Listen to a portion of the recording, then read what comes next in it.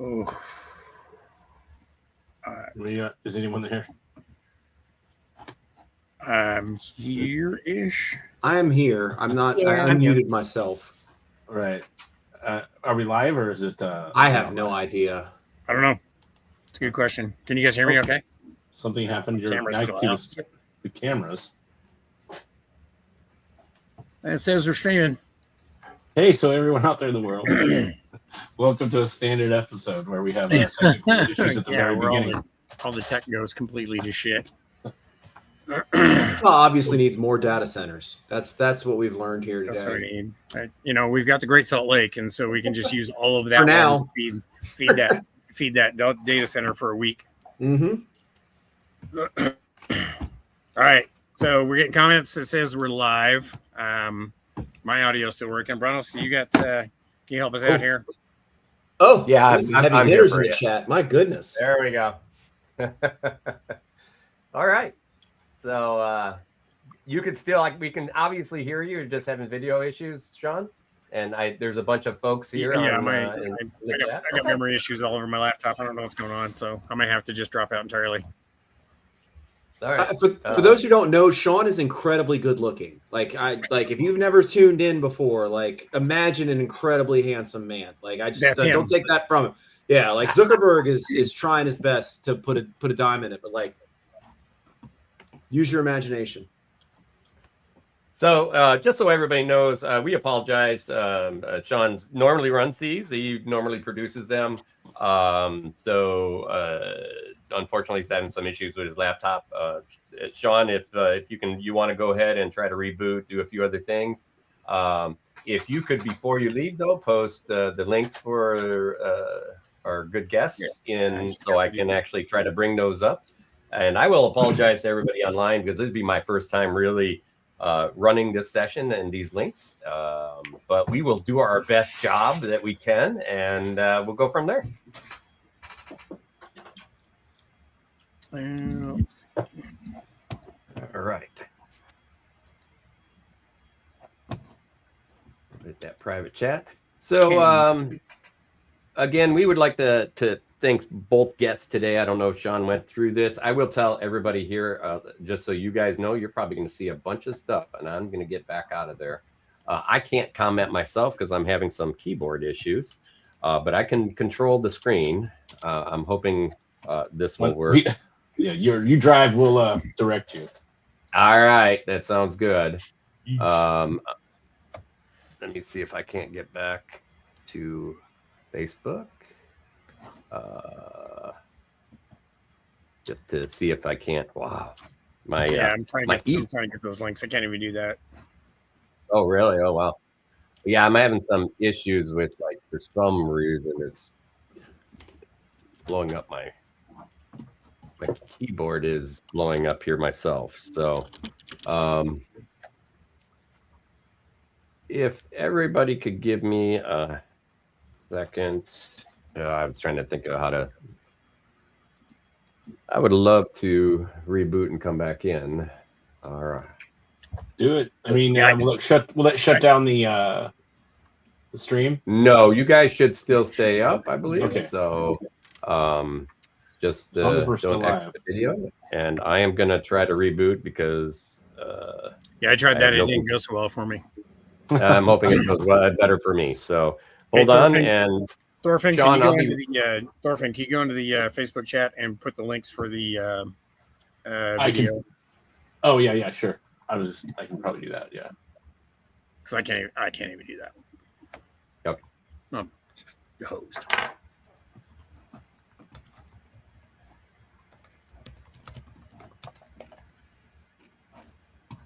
I'm trying to figure out how to log into the chat as my Facebook instead of my YouTube. Yeah, that was kind of a hassle for me just now too. So I'm trying. I don't know how to.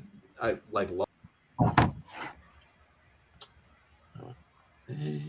love it. Well, it's a free show, folks. Yeah, I can do it is a free show.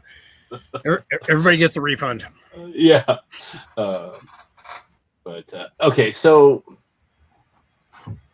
yeah, it's now making me do a thing where I have to go into my YouTube video thing, which I don't even have a password for. So this could take a minute. I don't ever watch YouTube on my computer, so I watch it on TV.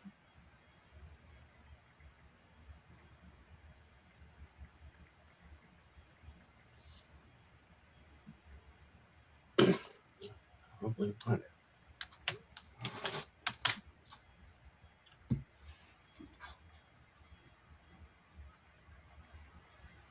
So I found the SCA Coaches Corner Facebook chat, so I'm going to add that link in there. I think that's what you're asking me to do. Well, in there, you're going to have you got the links for the videos that we've got for these guys. I do not. Oh, I think. Oh, I see what you're saying. Is Brownhouse can access those? He's rebooting, Oh, and I just can't do shit right now. that's a freaking bummer. Like I said earlier, I'm really good at 10th century, really bad at this stuff. Like, you want me to, do something else? Like, absolutely. I'm going to go ahead and blame. I'm going to blame Helga for being in Sweden. Yeah, what an a-hole, right? Off to have fun in Sweden, leaving us here. Yeah, She's when she was here, the everything worked just millennial, right? fine. She's supposed to know all this. Hey, shit. Sean, this is Seafried. I'm jumping in to see if I can help out. What do you guys need loaded? Ah, okay.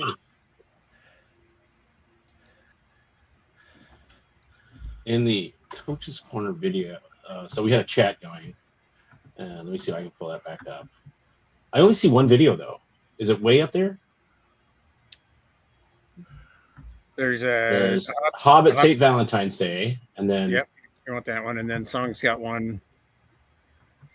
pretty. Oh, okay, we're way up here. I got you. Yeah. Hob versus Honda. And it just You go all the way to the top. I'm with you. All right. And who am I sending to? Siegfried or who? Thorfinn, just put it in the local chat on the Yeah, I can't do that because it wants me to go through YouTube, and I don't have a YouTube thing, so it just is saying I have to hook to a YouTube account that I don't have access to. On the private chat, you can't go on the. Let me check. I'll check on that one then. See if that's a difference. There you go. Hob just posted it in the private chat. I'll pull it up. Look at him, proactive. I like that.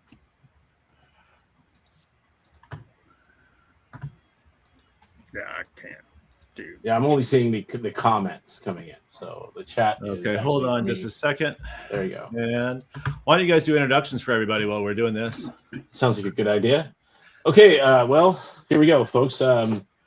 This is another episode of video review for Coach's Corner.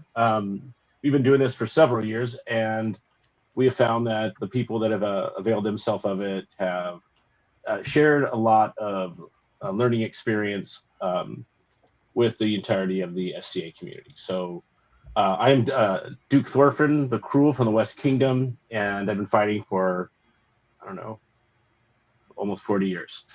And I've always used video review as a tool. And what we're going to use this as is we're going to look at each one of the fighters that are here today, which are Hob and Song.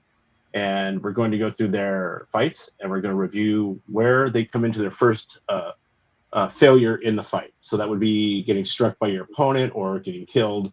And then we'll break it down, and we'll talk about what we're seeing, each one of us, and we'll allow them to also ask us questions. Who's my co-host?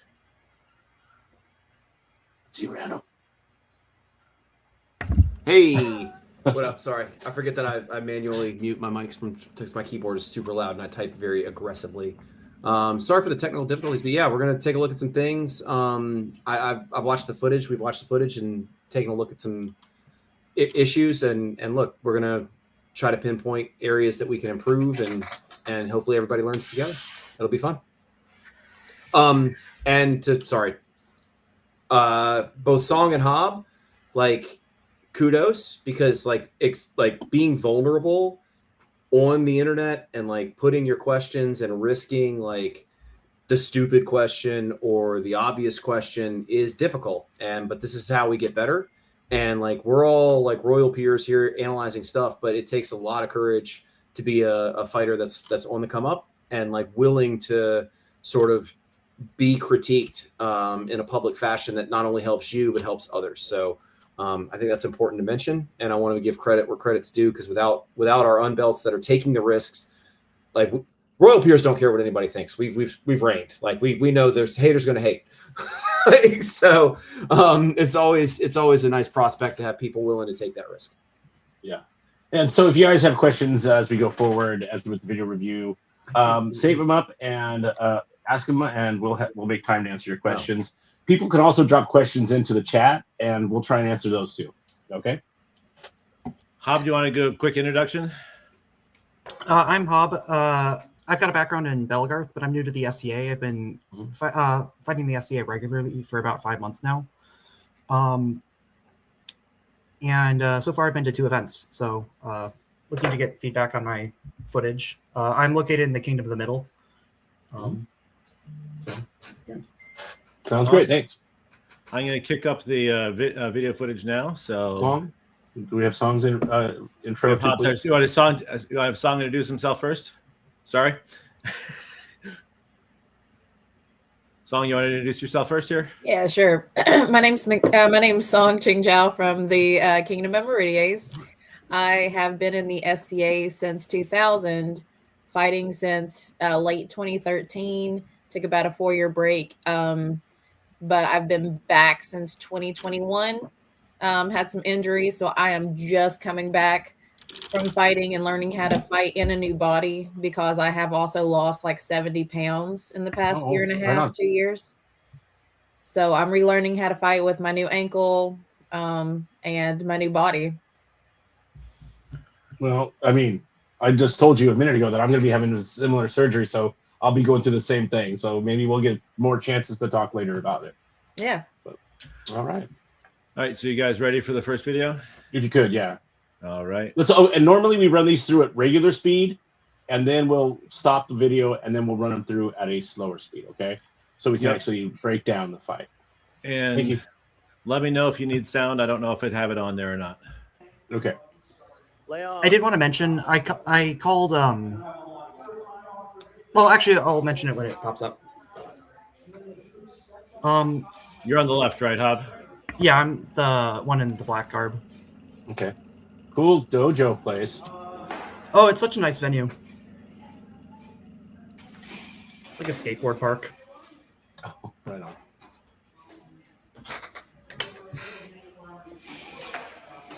on. That right there, I told him not to take it because I didn't think I stabbed him hard enough. I've learned recently that you're not supposed to obliterate people when you stab them in the face.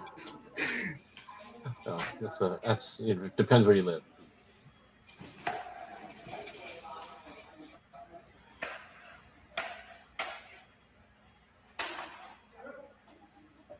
Okay. So did he get you that outside head right there? Is that what you're taking? Okay.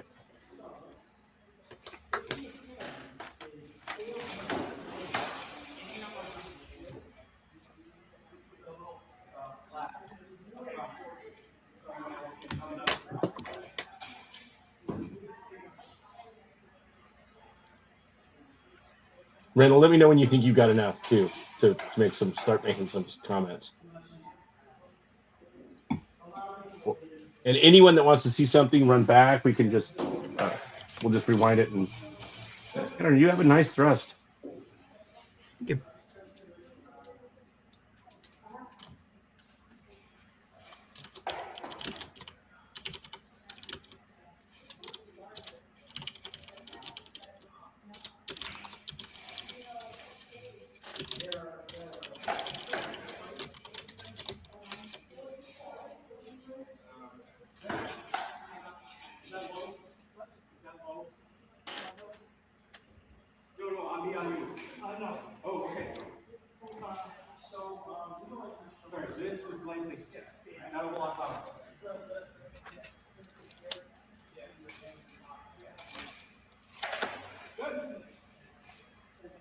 I gotta watch my notes. Every time I take a note, you get lagged, and I miss what happened.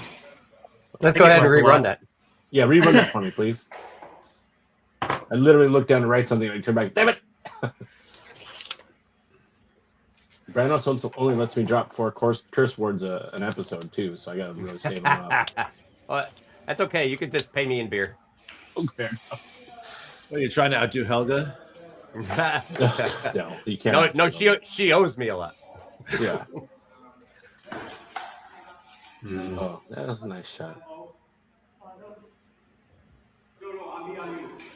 Can we stop here for a second? Yeah, let's do that. All right. Can I ask about that last shot? Just wondering, did he call that light? Yeah. The offside head. Okay.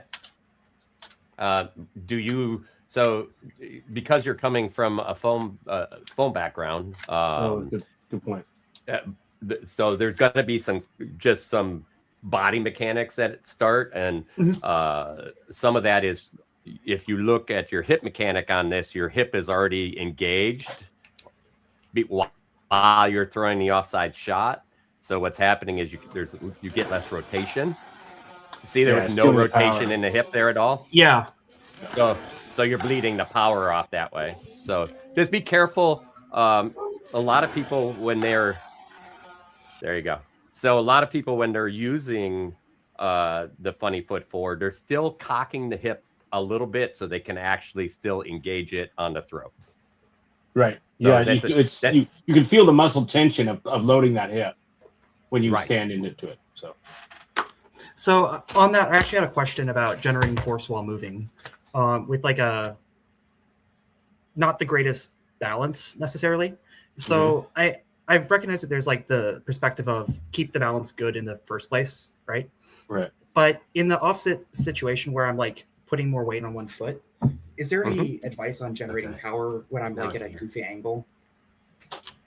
Yeah. Okay. So actually, let's stop here for a minute and talk about some of the things I've noticed what we're doing all across the whole board. Okay. When you're stepping oftentimes heel first, right? So you're coming off the ground, and by stepping heel first, see how you're doing it right here? You're landing heel first. And what this does is it nails your foot to the ground and also steals all your power and ability to move. So if your balls are your feet, you're still able to transfer energy and weight. So this is kind of a problem. But and also that's a really large step. So you could do a gather step there, which is kind of like a small, like quick step, like a boxer would do, rather than a large stride, right? Because you're taking energy out while doing that large stride forward. So that's one of the things about power generation.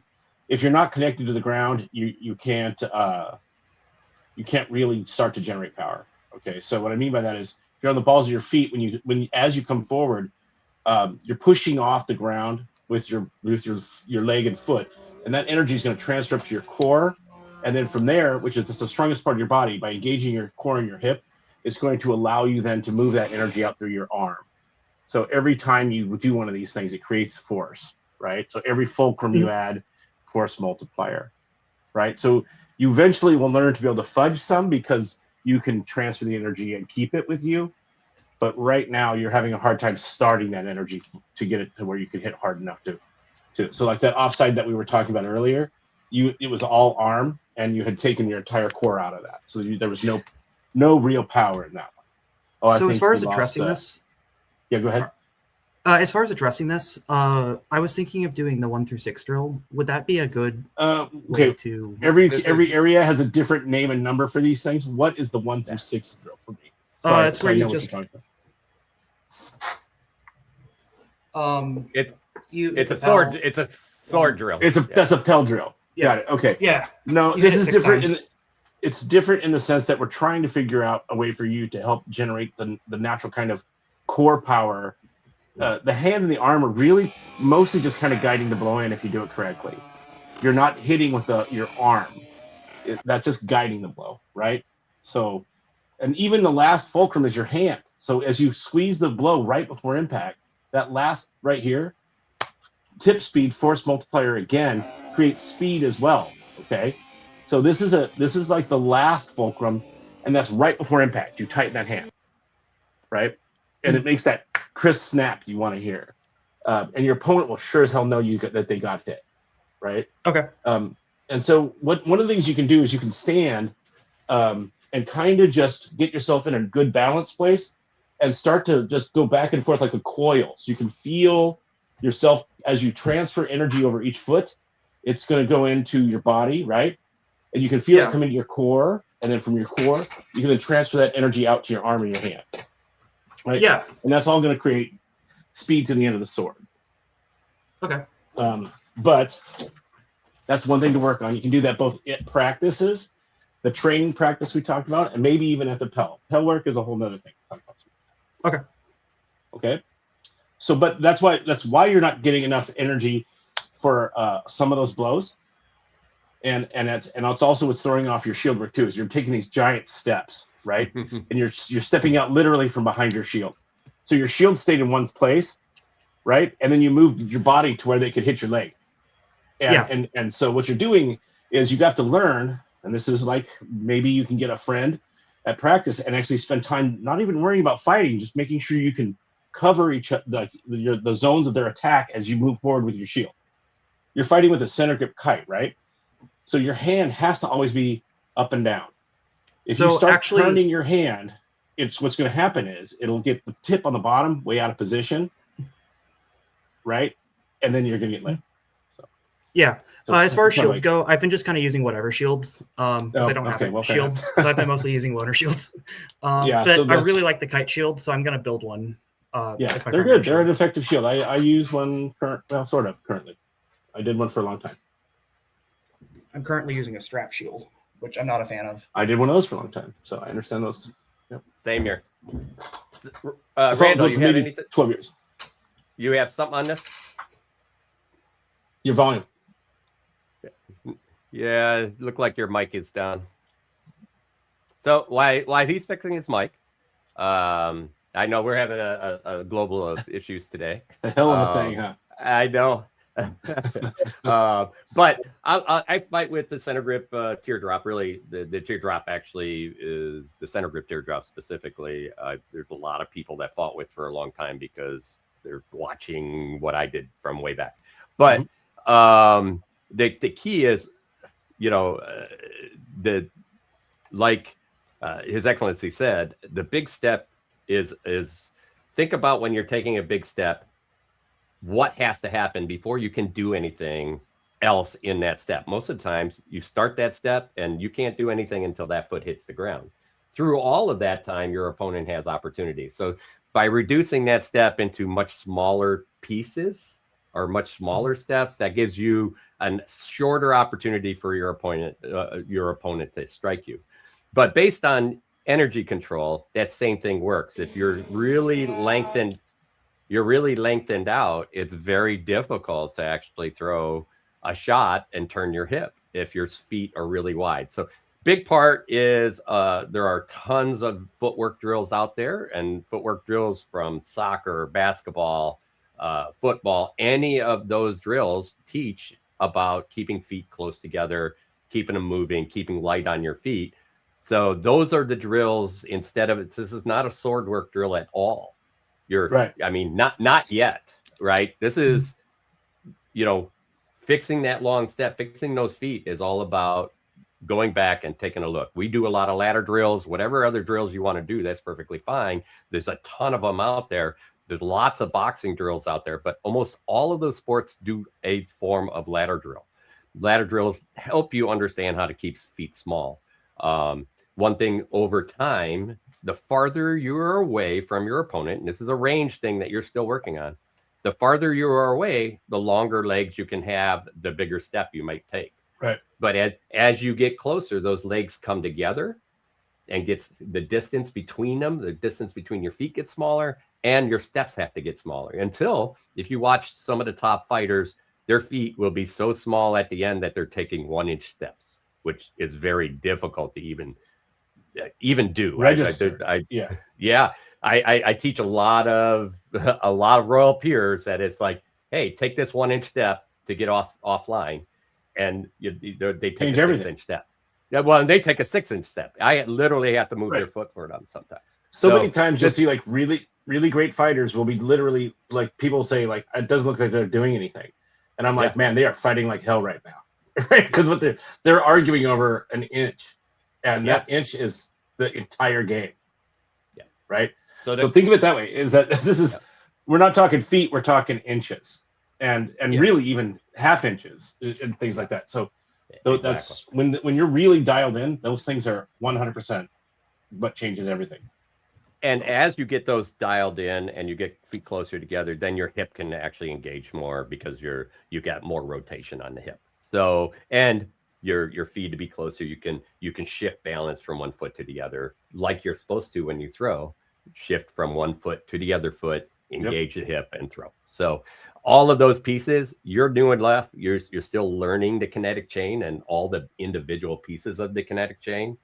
And then at some point you have to attach. There can't be any break through that chain, and it takes a long time to develop. But you're doing a great job so far. You got really good sword work. You just have to find it in the fight becomes a bigger piece. So cool. We got a mic yet, Randall? Yeah, I think so. Testing. Yeah. All right. Hey. All right.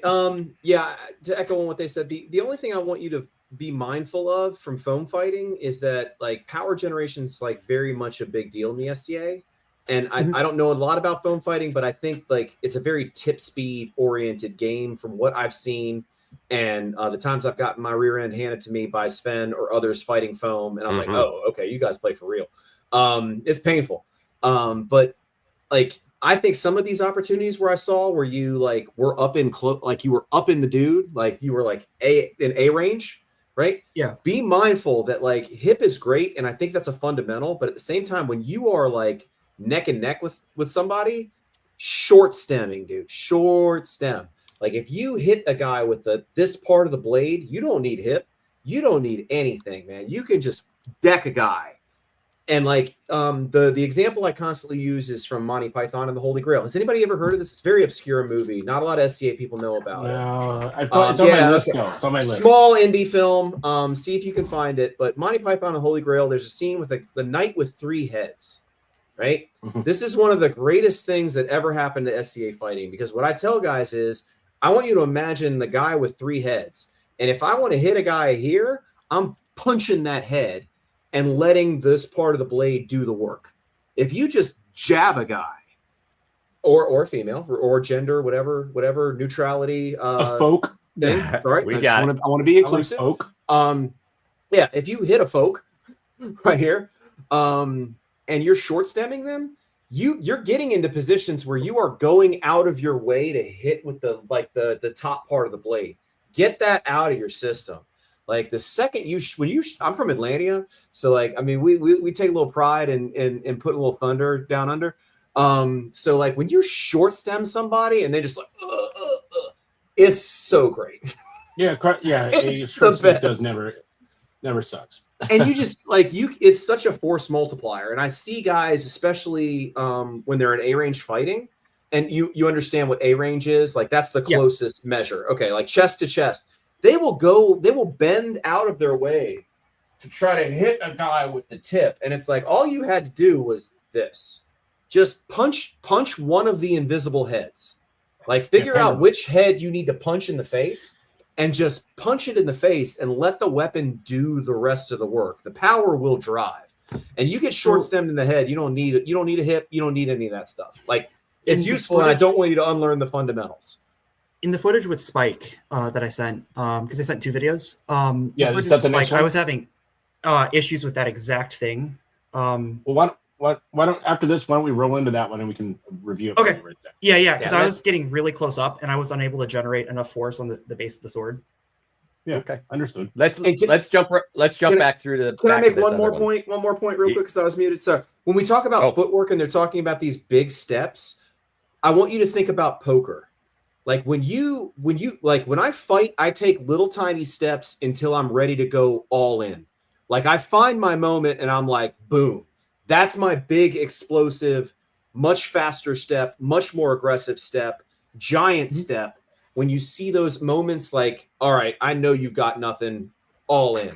Like think about it like that, because like you've got to go all in as a poker player and get your butt handed to you. You've got to like go all in and make those mistakes to figure out, oh, well, wait a minute, I didn't consider this, I didn't consider that.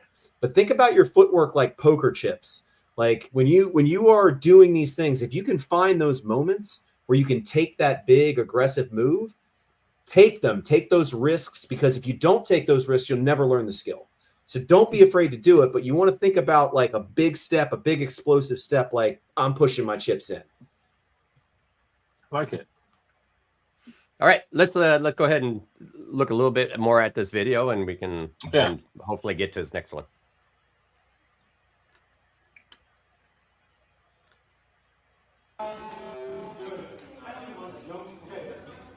Sivert, can you shut the audio on us? Off or on? Off, please. Off. This is about where you were. Yep. Yeah. Yeah, because there's that light offside. Yep. Light offside on top there. I probably shouldn't have taken the leg in retrospect. That was probably That's light. okay. It's practice. Yeah. Practice. Yeah. No one wins practice, man. So yeah, it's okay to now you're practicing from here.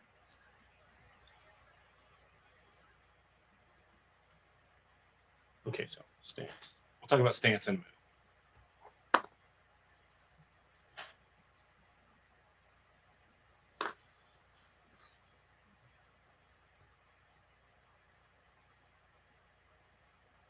I don't care if they were good or not. That hurt. You did a nice job with your feet. Did a nice job with your feet side to side in that one, actually. Yeah, I did too. I thought the same. I was like, that was actually really nice. Right there. Same with that step out one. Yep. Yep. Oh, that straight back leg is killing me though. I know. Well, and the foot is flat on the ground too. Yeah. It's like, ooh. Why don't we go back to that so you can see what we're talking about, just so it's something. Yeah, this is it'll feed back to what earlier we were talking about, but you'll have a visual representation of what we were meaning. And you did this way back leg. When we, watch your back leg right there. You see how you see how far that is, and then there's a lot of sitting back on it, and it heels on the ground. Yeah.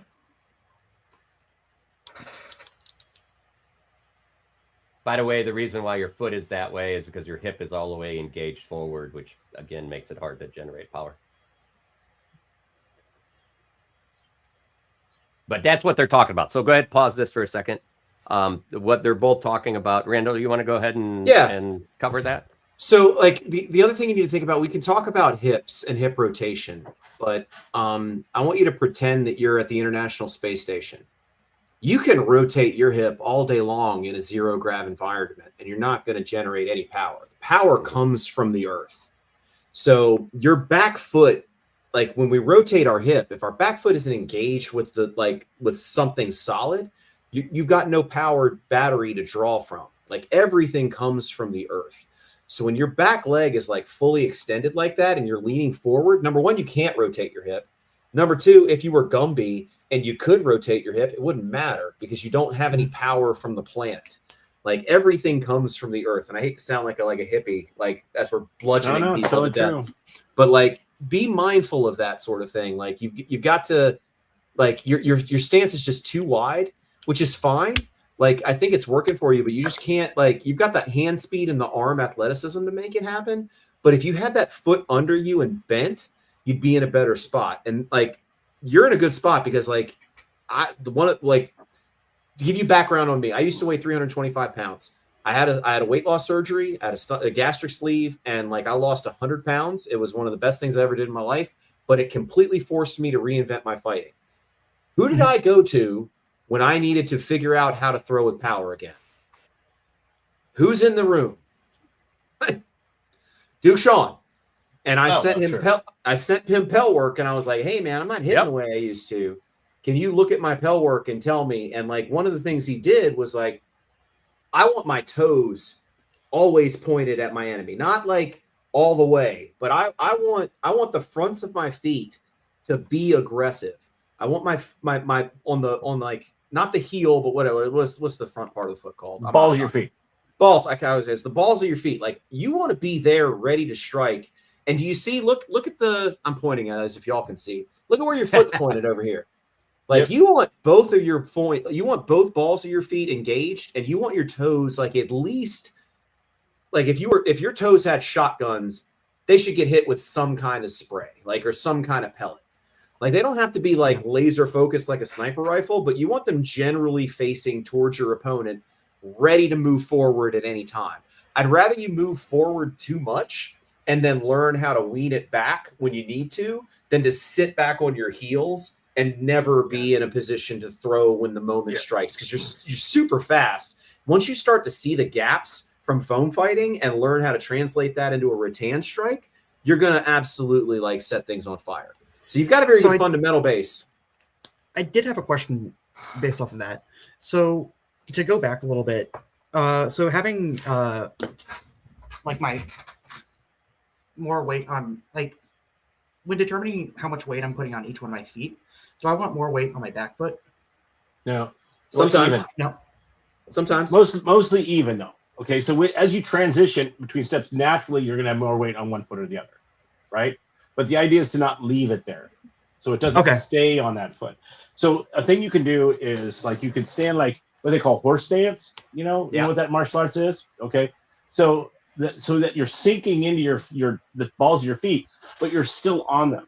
So at any point you can, move fluidly between all those things, still being in the same stance. That hurt a lot, by the way. Yeah, not a good idea, bro. Ouch. Okay, but the idea is that you want to be equal balance, right, as you move through these things. But naturally, as you pivot and things, you will momentarily transfer energy to that foot. But the thing is, by being on the balls of your feet, it's easy to transfer it back. If it's on your heels, you literally are nailed to the ground because your weight is set back, right? And you can't. You try to pick up your feet, you can't do it, right? And you actually, it's just not a thing. And somebody can just push you right over. It also steals all your power. So like Randall was talking about, is that stealing energy from the earth, connected to the earth thing, which is absolutely the case. You are pushing off the ground, which that is you're taking that energy from that, moving it through your body. And so if you have a place where you cannot move, you cannot steal that energy from the body, from the earth. So in terms, I'm sorry. In terms of weight, in terms of weight distribution, the two examples I usually give fighters are tennis players when they're like ready to, like, they can go left, they can go right, they can go forward, they can go back. Watch a tennis player. Tennis absolutely translates. They are hip generated, going this way, that way. Their footwork and stance is fantastic. The other one is not as popular as it used to be, which is an Old West quick draw shoot gun competition like the Quick and the Dead. I think you want to be somewhere in between they're those not happening things. as much as they used to. Yeah, well, not America. There's time. We're still young. We've got time to bring it back. But go watch the Quick and the Dead. Go watch like some tennis players and see how they like. I think tennis players are a little wider than you want to be, but at the same time, the principle of being able to move forward, back, left, and right independently is very good. And I'm going to segue real quick. I know Bronis has got to make a point, but like the best thing that ever happened to my footwork as a fighter was when I picked up downhill skiing. I don't step anymore ever. I don't take steps. I fight and I lift my foot up, my body. If I'm going, if I'm going here, I just pick this foot up and let my body put it where it needs to be. And if I'm feinting here and coming here, I don't think about stepping. I'm like, I got to put my foot here. I'm at the point where I pick up my foot and I let my body tell it where it needs to go. And that is the kind of like, if you can switch into that mindset. And by picking up, he doesn't mean a lot. It's literally just so it's not touching the earth anymore, which sounds crazy because and then you just glide across the ground. So what that is it's a drop step. Out of boxing, that is called a drop step. Your foot glides across the ground. It doesn't actually need to pick up, because the farther you pick your foot off the ground, the more distance you have to put it to the ground. It also changes your height if you're not controlling height well, and it will show your opponent movement. So it is called the drop step. It also helps with power generation, because you are using that same gravity to pull you back down to the ground, and your whole body is going forward. So now if you're going straight forward with the mass of your body, then what happens is you gain more power generation from that. So just be aware, after that step, you have a gather with the back foot to retain your normal stance again. So your feet stay relatively in the same stance all the time. If you stretch out that front foot, your back foot should be following it. Okay. There's lots of different steps out there. but that is the drop step. It's all you're using is your body. What's happening, by the way, you're sitting, you're just shifting your energy forward. You're lifting that front foot and you fall naturally forward. That can also be done backwards, sideways. Wherever you shift your center is where your body goes, while your core stays nice and straight, and all your blows come from the same directions. So if a lot of people, if they want to go one way, they shift their shoulders. Now, if I shift my shoulders, where's my body? Where's my block? Where's my sword? It's in a different place.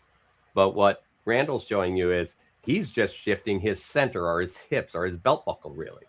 And that weight goes over, he lifts that front leg and he just falls forward. His body position never changed. So that's what becomes very important for you.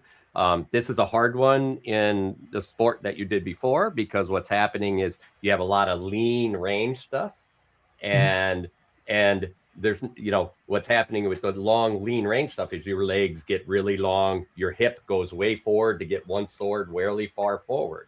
You're going to actually have to break your habit of that. That's something we had to do with Sir Ingolf here, or in your game known as Fox. We had to break that from him too, to help him generate more power. So just be aware, there's going to be some discipline on your side to do what Randall says. Your feet, a lot of people, they call it the pie of death in our area. I always say that your toes should always be controlling the outside of your opponent. In other words, inside, your opponent should always be inside the pie of your two toes. So if your feet are this way, I create this angle.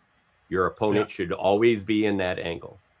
And if your opponent's always in that angle, all your shots, all your defense is always the same. So it makes it much easier to be consistent in what you do. You know what, Branos, you're pretty good at talking about this. I wonder if you should try and check in on these once in a while. I don't know. Have you thought about doing more Coach's Corner stuff? I don't know. I like watching you guys. I learned too much. I like that. That was nice. I like the pie part. Okay, so do we have another fight, or do we need to? I think we got another fight here. If we do, can I add one? Can I add one more quick point? But like the point is, like, when your feet are too wide, this is how you know your feet are too wide. If you pick up one foot and you don't go enough to change the angle, your feet are too wide. Don't go anywhere. If your feet are underneath you, that's what you need to be able to pick up that stuff and let your body carry you. But if your feet are wide and you pick up one foot, you ain't going anywhere. Yeah. And the other point is, like, when your front foot is in the air, you are the most vulnerable. I time, like, when I find somebody and I've got them tired, even a night level fighter. If I got a night level fighter tired, count level fighter tired, like, I'm looking for that front foot to take a big step. That's when I go. Because you, like, my fencing coach told me, he said, hey, lift up your front foot. And I did it. And he's like, okay, now go backwards. And I was like, yep, you're done. Okay, touche. Like, so good fighters will time your front foot. So you want that advance to be very, very short. Yeah, I actually teach a trigger drill based on that. When that leg comes up, you could fire there, and you know where it's going to be. You don't even have to look. You can just tell by their step. You're like, bam. And so as it comes forward, you can't take it away because your inability to move. Okay. Here's the second video for Hob. Okay, real quick. Yep. Oh, maybe it's not this one. I don't know. It's the other one. Oh, yeah. Okay. So this looks like the same place. It's not advancing. We'll try that again. All right. It's a technical difficulties evening. It's 2026. Yeah. Welcome to yes, exactly. Who's got the AOL CD? We're out of minutes. We're out of AOL minutes. I think they gave you like infinity at the end. Didn't they give you like infinity of those? Hey, so nope, that's not it. Hob, after you're done, it was a Boston Massacre on our Valentine's Day Massacre. Yeah. After you're done, go ahead and I think the biggest piece here is all about movement. I have a number of drills that are online. We practice it all the time. And I'm happy to send you those drills. I don't think this is sword drills on a Pell. I think this is really drills on an open area where you can do footwork. So, all right, let's see what we got. Oh, dude. 2 minutes and 7 seconds. My God. We were less tired in this footage, or I was less tired in this footage. Hondo was pretty tired in the footage as well, though. So you have a moment in this fight that I bookmarked, and I was like, "Sweet Lord, baby Jesus, thank you so much." So here's a good one. Let's go back a little bit here. I just want to point this really out. You have one large step, and then you do a really nice job gathering your back foot with the next smaller steps. So watch. You'll have a really large step. Now watch your back foot. Oh, no, not far enough back, I guess. But what happens, and you can watch throughout your video, you usually do a one large step, and you're actually covering too much range with that. You don't need to be that close.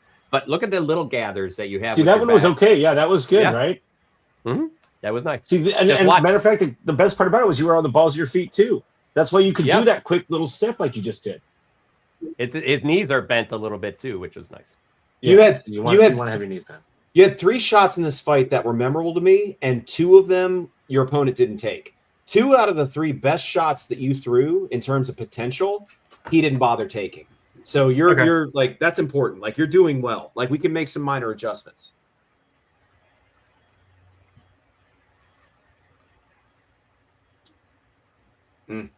And we need to talk about your stance. Your stance is wrong. Yeah, he was waiting for that step. And your shield was like, remember I said that if that bottom moves, right? If you start turning your hand, suddenly your legs open. You turned your hand to the right or left, I guess, and it opened your leg. So if that point, the excellent point of this type of shield is you have the best leg defense.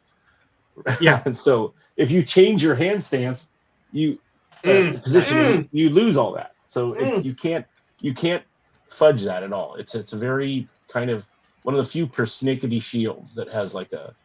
Your wrap is solid though. For 6 months, this your wrap? Jesus. I think I learned that in foam. That's the good. Yeah. I don't care where you learned it. Don't lose it. You better, dude. That took me like 8 years to learn to throw a wrap like that. You're killing it. Thank you.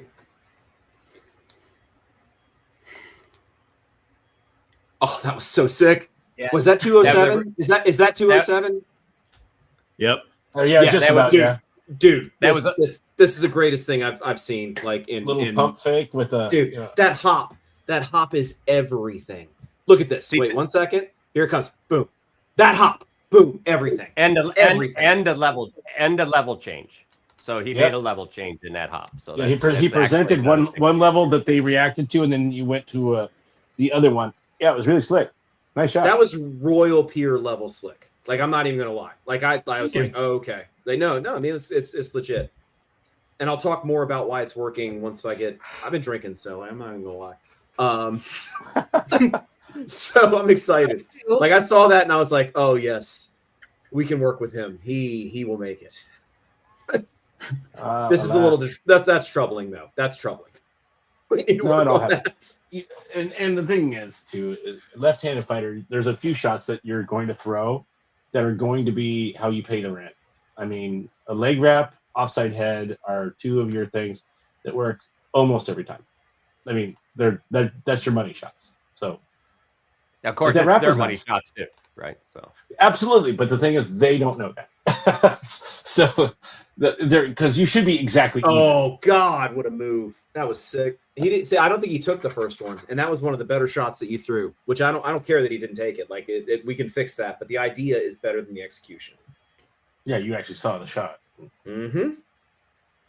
Oh, this is old footage. All right. All right. So Samurai, you fight a lot. I take it. Yeah. We fight a lot. He's a good dude. All right. Let's. Is this a different one with him or something? Yep, I guess 2-stick. I think we're switching, aren't we? Yeah. Let's go ahead and switch. Let's wrap this one up. I wouldn't mind if we run a little bit longer than normal because we had that 15 minutes at the beginning that we didn't do anything with. Right? I would prefer to talk about the last fight before we go to 2-stick. I don't know if I'm on the same page with everybody. No, let's go ahead to the last fight. We're gonna skip 2-stick and we're gonna change our folks here. So, but let's go ahead and talk about the last fight and then also put up kind of the wrap up on like 3 critical things you'd like to see him work on. Perfect. You want me to go first, Thornton? Yeah, go. All right. These are fundamental rules for any right-hander that's like, well, he's left-handed. I can't learn anything. It doesn't matter. Like, these are the fundamental rules to fighting a left-hander. Remember the 3-head example that I gave you? right? When I fight a left-hander, I square up to him, and then I imagine him to the right. I take a mirror image of him, I project it to his right, and then I square up with that one, right? Yeah. You have your shield covering this leg and making your opponent not want to go for this leg. You should absolutely be honeypotting this leg. You should be dangling that bad boy out, because if I'm a right-handed fighter going for a left-hander, look at how far I have to, dude. Look at this beautiful, well-toned deltoid. I think. Look at this. I mean, this is an Adonis level thing. Just hit that meat, dude. Just go in. You want everybody going for that leg, but with your shield being down here, you cut off the bait that you really want people to. You want them to take a deep shot, a low percentage shot to deep target, right? So like square up with an imaginary version of your fighter and protect your sword leg. Because dude, if he goes here, that's great. Boom. Boom. Like, I'll trade a leg for a shoulder all day against the left-handed fighter. No doubt. Like, come on all day. Like, I'll fight you from my knees while you have one sword. That's an advantageous position. So squaring up this way and then covering down here. When I have a tiny center grip shield, I generally want the lower portion of my body to be covered by the shield, and I want to be sword blocking and par blocking. Do you know what a par block is? I do not. Okay, so if somebody throws a shot at my head, I can very rigidly and very strongly block it. You shall not pass, right? That's one option, and that's what most people do. That ain't what you want to do. With a he gone. Okay, my bad. Okay, yeah, that's fine. That's fine. If you have a loose hand and somebody sword blocks, what's going to happen? You're going to bleed all the power off of it. It's going to load your sword for you, and you're going to throw that way. So is that the same thing that the rogues are doing when they throw like the wrap and they cover their head like this? To a certain extent, I don't want to speak on two sticks because that's not like my thing. No, I mean, even like a right-hander does that. They drop that over the top. It's a pretty standard block. If I'm buckler fighting, I'm going to sword block over here and let you hit my blade and knock the blade back, and you load my weapon for me. Like here, I have no power from here until you load my blade back, and now I can throw into that, and it works great for left-handers. So if you're fighting with a smaller shield, I think you want your shield on the lower quadrants and be looking to pick up these little sword blocks, man. I have made a lot of headway just picking up this quick riposte where somebody comes in, or like shield block. They think I'm going to shield block again. Nope, sword blocking and going. Like mixing up your defense and stuff like that. So if you can project to the right fighter, cover your sword leg more, bait your left leg out, and then like be looking to like sword block and riposte off of that with your feet under you, you're gonna do a lot of damage. Cool. I didn't know you could do that. Oh, it's a great technique, dude. It makes sense. It makes sense. Par blocking changed the game for me. Yeah. I mean, there's even like parry blocking, where when you're parrying, you're literally just putting enough energy into it to make it so it doesn't hit you. You're not hard blocking against it, so you're kind of just phasing through it, right? But so before Randall goes, baby steps right now. Baby steps right now. Let's do one thing at a time. Let's build that. Before Randall goes, give me 3 things that he can work on. All right. Number one. Oh, you're talking to me, right? I just want to make sure we're on the same page. Okay, good. Yeah. Projecting and squaring up with the imaginary opponent to your opponent's one side or the other. I like if I'm left, it's hard for me to transpose as a left-hander, but I'm going to imagine somebody square up to that. That's going to put you in a much better defensive position and bait them to the left side. Number one, keep your feet under you and not have such a wide stance. And then you've got a lot of speed, but I don't want you to as much as speed is great. What's better is explosion or variation. Like you would be if your full speed is 100 miles an hour, I'd much rather you fight at 75 and then fix the right time to hit the nitro button and go. Like that is much more dangerous than I can always adjust to a fighter that's faster than me. What I can't adjust to is somebody who like an explosive fight. So don't think just in terms of like overall speed. Be looking on how you can vary your speed to your advantage and be explosive. All right. Thorfinn, all you. All right, 3 things. Trust your shield. All right. And what I mean by this is learn to actually put your shield in the right place and defend yourself with it. Okay. So by trusting your shield, you're not having to do excessive sword blocking or anything else. You can then transition from your shield to your sword or whatever you need to do for defense and offense.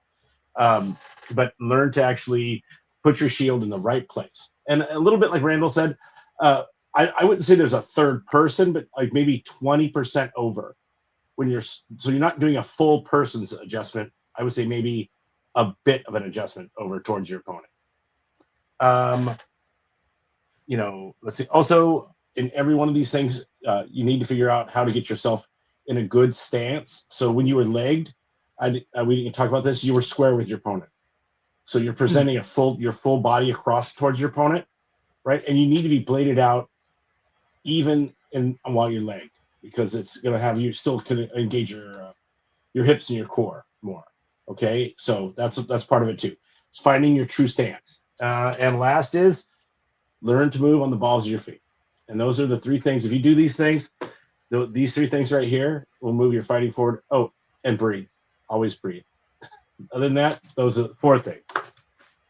Thank you. All right. Thank you for allowing us to watch your fights. I forgot one thing. Can I add this? I'm sorry, real quick at the end. I was scrambling to try to remember what I was talking about. General rule that has always been true for righty versus lefty matchups. The first person who commits without freezing their opponent loses in a high-level righty-lefty matchup. When I fight Duke Anton, 5-time Atlantean King, like we are in a match to see who can commit first without freezing their opponent. And that's why I love that little hop at the 2 minute and 7 second. You froze your opponent and went. Like, be looking for those moments where you can do that. Because if you can get them to commit first and you've got a higher hand, lights out. Easy trade all day. All right. So lots of different ways to fight, right? I'm just going to go. You already know how to throw a sword pretty well. There's going to be lots of different variations. You're going to learn over time. There's lots of different ways to fight people. You're lefty, so you're going to be presented a lot of things you have to learn. Good part is you've already seen a lot in the other game you played.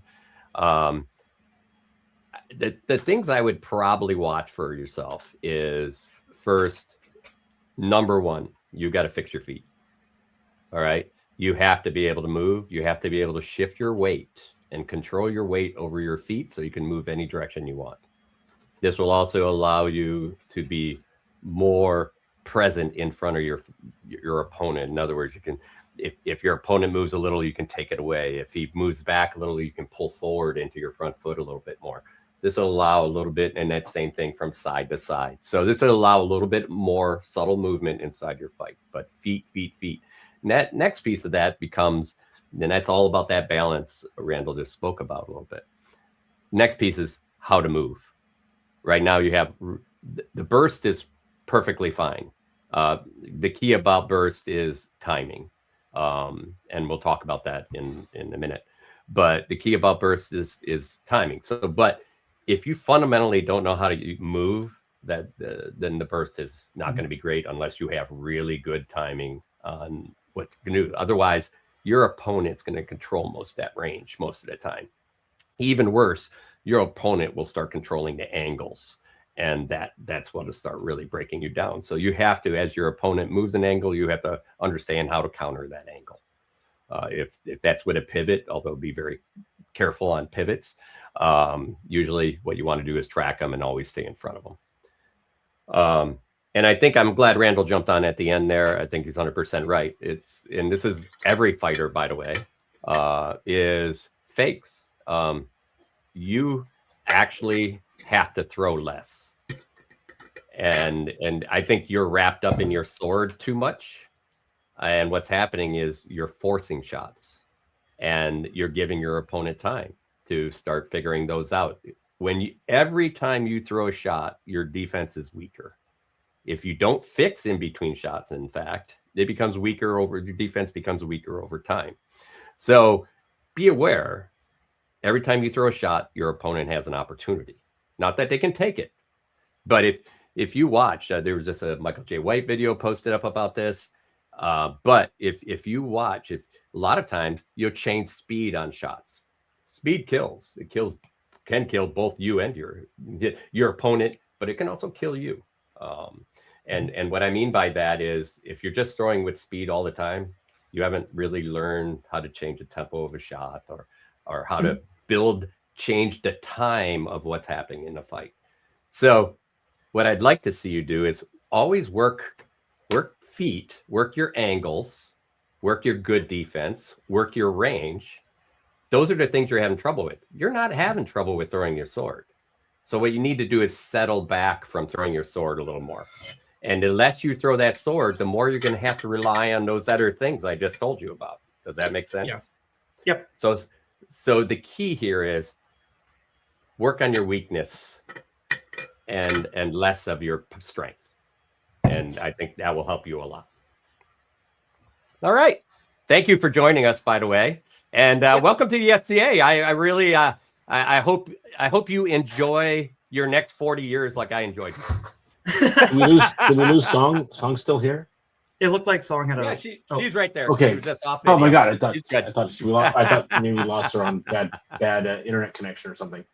No, no kidding. Hey, Hob, thanks. And you have what a cool and wonderful place to be is at the beginning of your building of your renown. And as a person who did all that, I look back and I'm jealous that every time I get to watch someone go through that process, because it's really, really fun. So and learning is exciting.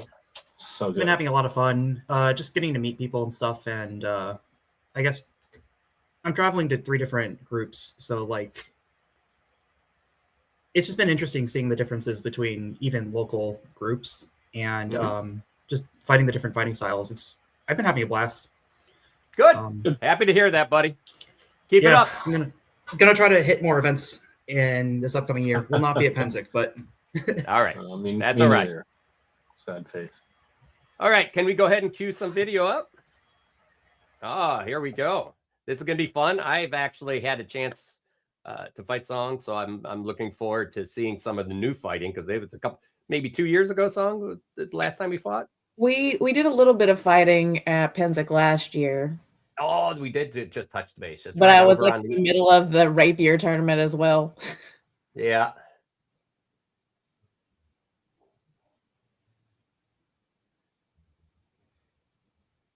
What just happened there? Was that an onside head that you got on them? I think so. Okay, that's what I thought. Okay. That's counter work, by the way. Okay. He did a double. Double, yeah. You got the offside while he, yeah. Double. Okay, that's what. Good. That's what I thought. All right. Well, was offside. That was his offside that time, right? Yeah, big reaching one. Yep. I can't throw that shot. Nice move. All right, what happened there? So hold the video for a second. Thank you. What happened in that last pass? It looked like, did you hit him or he hit you in that one? I don't remember. All right. Can we drop the speed on it? There we go. There we go. Right there. So he looked like he countered on your recovery, right? Yeah. So yeah. He stayed up and just did like a little drop shot right there off the top. Go back a little farther this time. I want to see that last chop shot.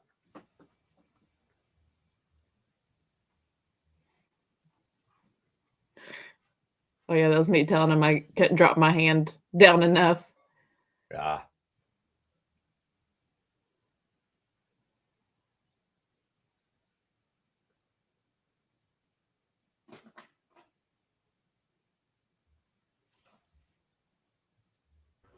Went a little too far back. Sorry. That was the double kill. Yeah. Okay. No worries. It's It wasn't a double kill. I just did a double offside. Yeah, Oh. I think. Yeah.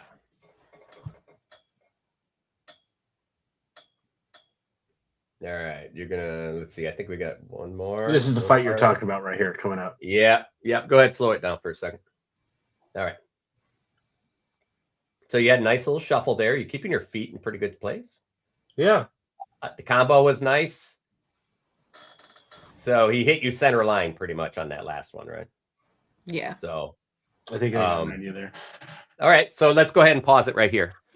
Let's just take that pass and a couple of the others before, but let's go ahead and Randall, you got enough to talk about? Or actually, Thorfinn, you said you had something. So I think what's happening at the end of that fight is that this is another case of you your shield freezing and you progressing your fight through your shield, right? So you don't really move it again, and you can keep going forward. You're like, I'm attack, which is it's really common to do this, right? Because what you're doing is you're asking your body to split two functions, and then more than two, because your bottom half's doing a whole nother thing, right?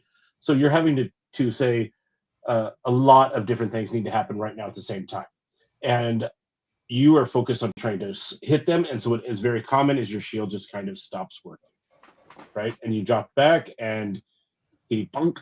It was kind of just right down the center because your shield just moved back. And unfortunately, that shield has that point, right? If you don't use that kind of angle on those things, you're just taking away the advantage of having that nice little peak there. But yeah, I think that you stepped out from behind your shield, and again, very common. So this is about learning when you're with training with your partners to make sure that you're keeping your shield always in a good position to defend while you're attacking too, right? So that was my first observation, and I hope that it's helpful. Oh no, that's something that I've been having an issue with since I started in the SCA like 13 years ago. It used to be a lot worse. I would do like both. Oh yeah. Well, Yeah, hey, then you're really doing great, because it was just a small failure. Yeah, they used to go, okay, no, we're not going to do this song. You will get hurt. Yeah. No. In all honesty, it was a small movement, but you need to make sure that all that stuff's tight. That's all. That's my first one. So.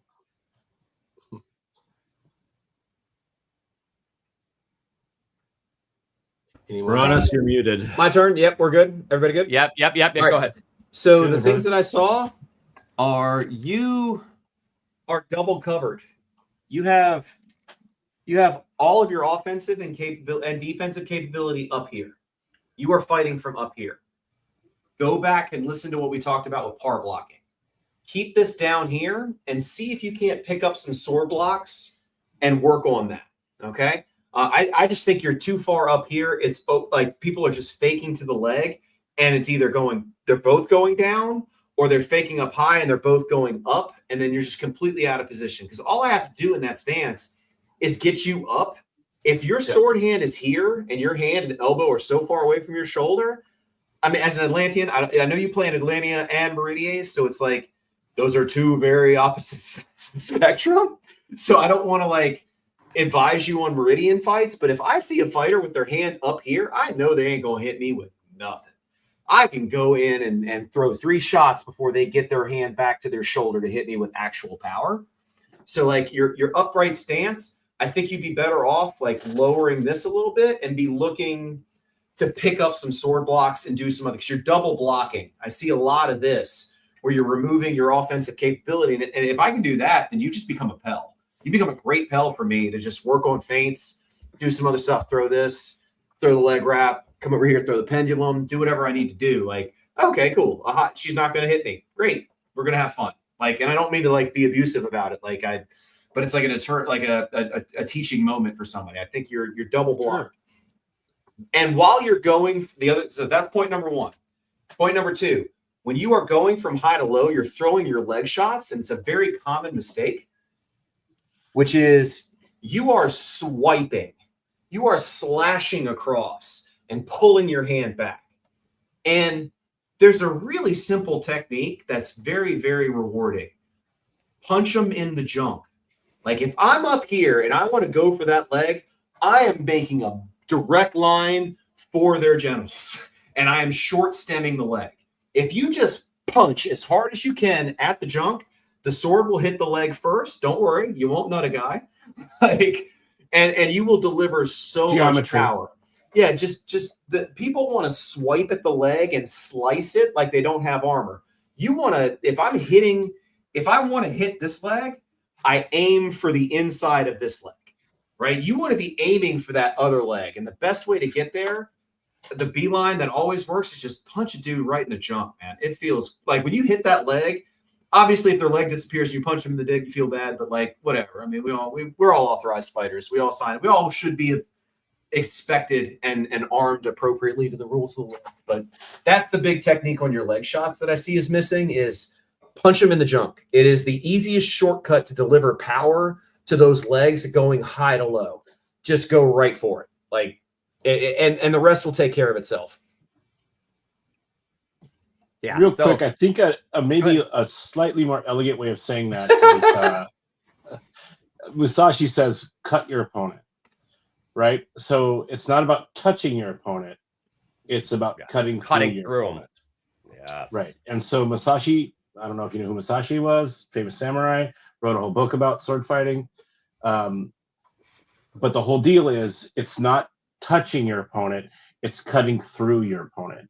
So whatever angle you're doing, you want to make sure you go through the body. You're aiming through that. So that way if you just set yourself up mentally, your target impact would be the outside of the armor. That's what your body's going to aim for. And all of your energy will transfer just to that. But if you look to yourself to go through that, it's going to happen naturally, organically. You're going to go through your opponent. And so aim for their junk is, I guess, what we're saying. So yeah, all right. I was going to say Randall's actually sat down with me at a 3-dog and made me punch at his leg. Yeah, good. All right.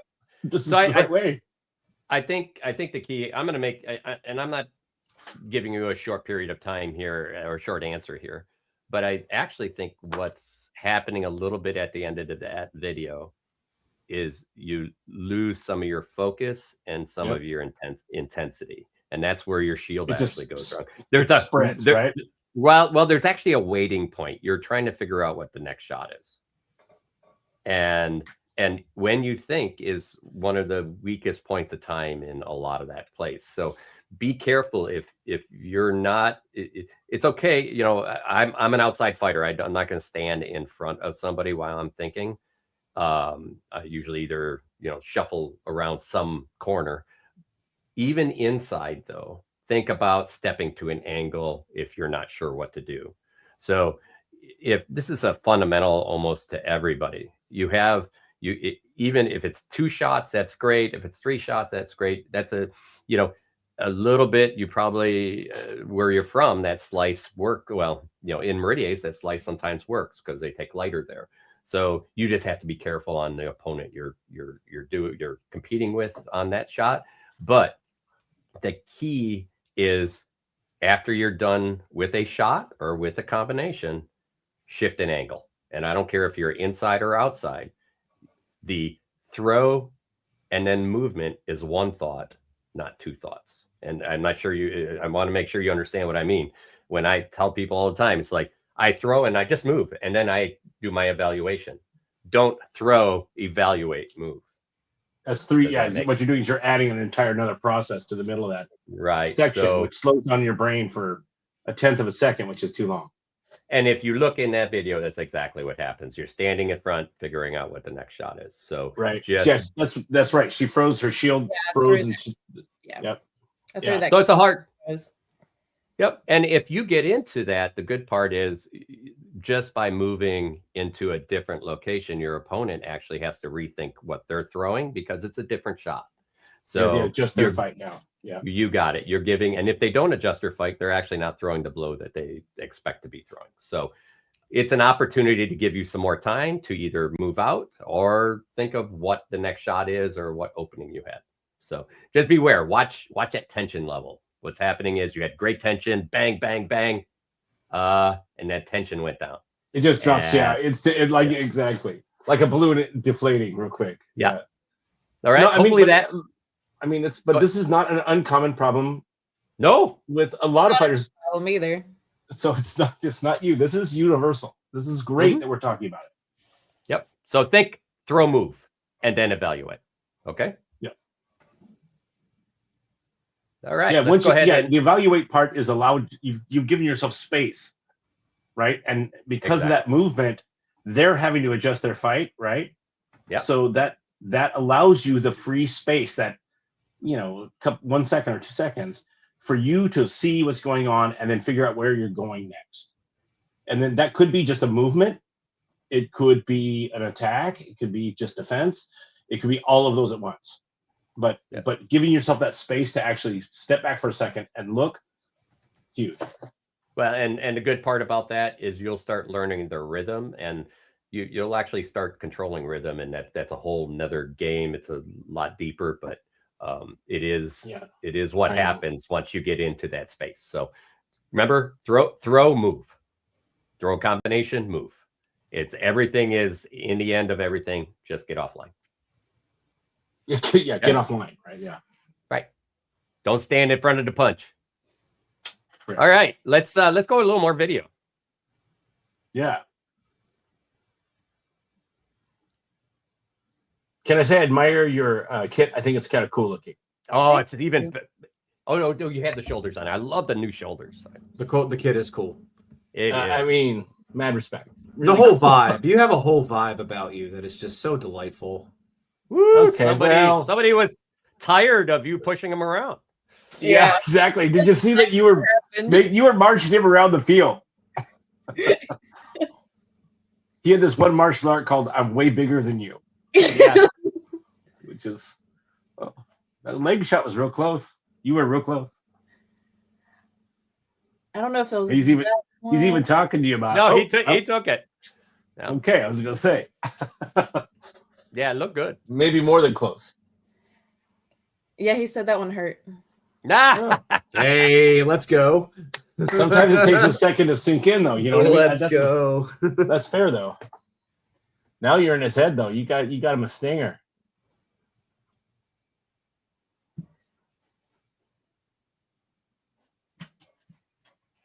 Wow. Did you get through the wrap? Yeah, he just smothered you with a shield. Like, yeah. Yeah. Let's go back for a second. Let's finish that last person. Yeah, let's finish that talk. That was nice. That was good. Great set of fights, by the way. Just FYI. I don't think we need to cover a lot of what we just covered. The one thing I did see, you controlled the forward momentum in that fight. So forward that we got on the subject of rhythm, and I apologize. I see my videos hanging a little bit for everybody, but you were walking straight at him the whole time. And you didn't even change the pace at which or the tempo of your walk. So if you change that changes the tempo of their moving, and then you can cover space or release space. But if you're just doing one thing, then it becomes very easy to mimic and then take over. And then he gets the rhythm, and he changed the rhythm when he knocked you down. Right? That's what's happening. So be very careful at it just charging straight into somebody.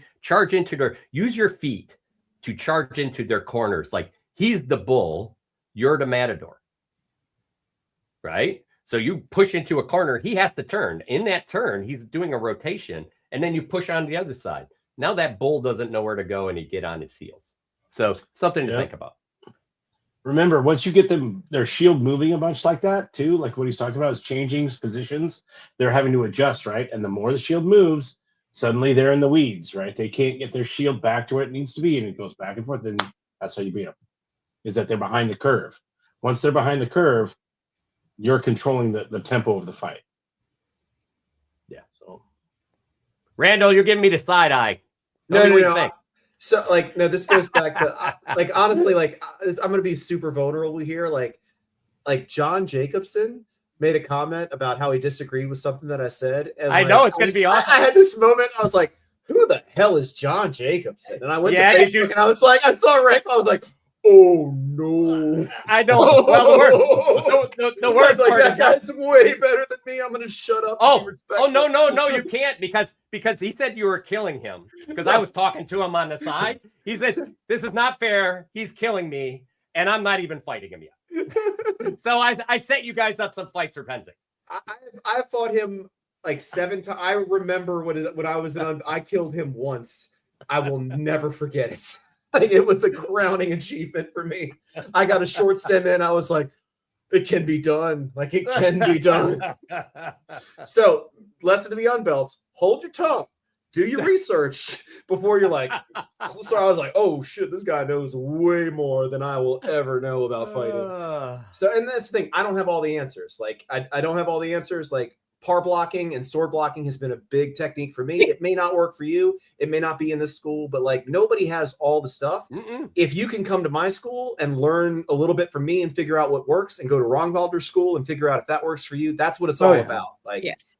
And let's be honest, we should have said this earlier. There is no common language. And so when we talk about these things with other fighters, I could say a thing, Brenos could say a thing, and then, you say a thing. We all said the same concept, but how you said it made sense to them. So that it clicks, right? So it's okay to have different kind of concepts coming at them, because your student is going to hear the one that works best for them, right? The language that works best for them. And not only the language, even the technique. Yeah, for sure. Right. Even if it's a tweak on the same technique. Right. Yep. So those are all valid. Every meat suit is going to drive itself in a different way, and the things that make it work and make it so that it can perform different. So we can say all these things. That's why there's like range A, B, C, and 1, 2, 3, and all the other stuff. We'll figure out a way to get to someone hopefully can say the magic words that make you understand how to do these things. All right, let's go ahead. I was going to say something about that last fight. Ulrich is someone I used to just go in, out with, and he would get me coming in and out. So I wanted to try.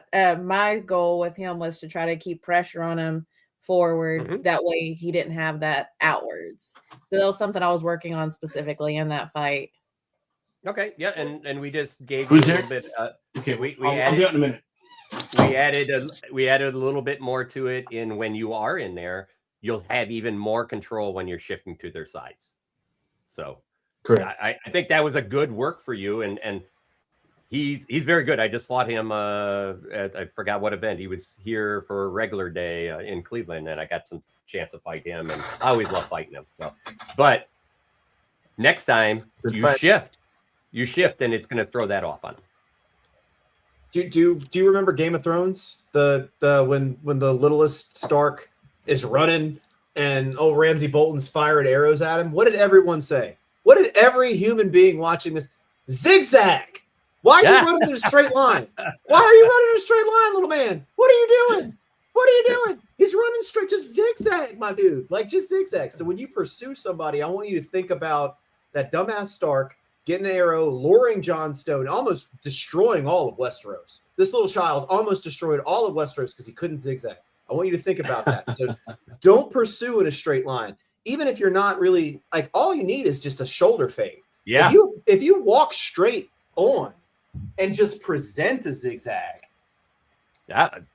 Like, if I'm going to go straight on, like, I'm like, my feet haven't moved at all. And then, but if I can find these moments to explode and you get an overreaction, that's when I take that big all-in footwork step, major zigzag. But just these, even with your shoulders, if you just posture and like roll up like fades and different little pump fakes, if you can get the momentum, you can gain a quarter second to a half second on your opponent. And then those gaps go from here to here.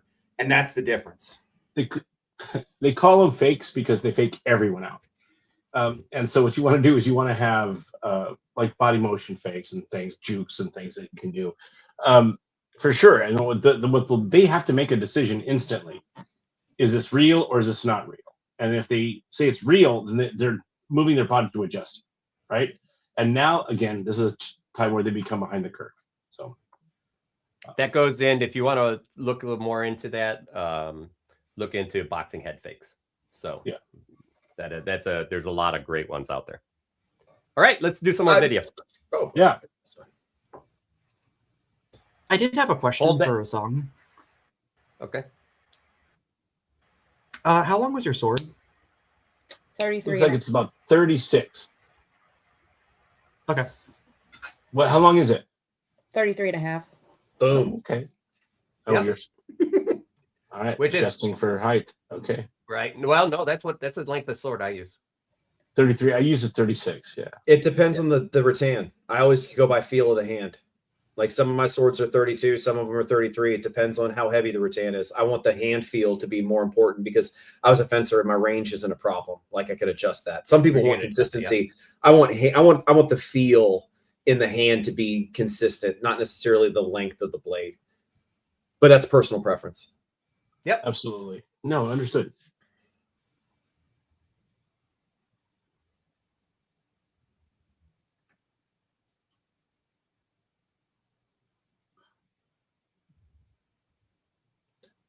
All right, stop right there.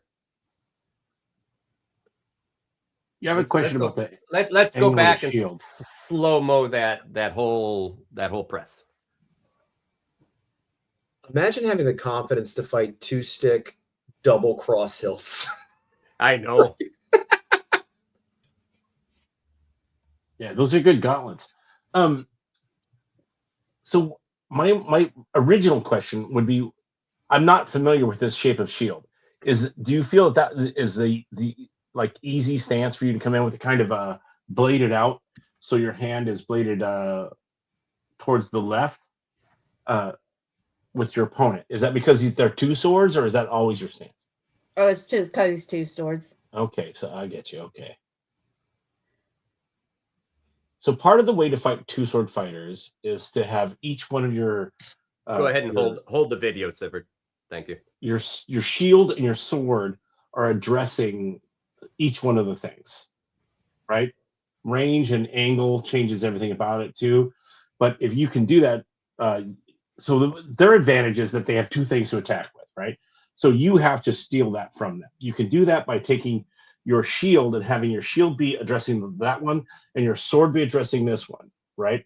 But at the same time, you can still move in, right? A little bit like Randall was talking about with that kind of he called it a par block, I think. I'm trying to remember, but like a movement block, right? So you come in through it. But I think that's one way to deal with those things, and I've had some success with it. But I don't know with that shape of shield. I'm trying to figure out my little head computer how that thing works. But I think that having going in like open on one side where they have that extra angle on you is hard. If it helps, the shield weighs less than 3 pounds. So that could be a benefit or disadvantage, right? Yeah, exactly. Right. Shields have to have mass, right? That's kind of the sexy part about shields, is that they can steal the energy from your opponent's attack.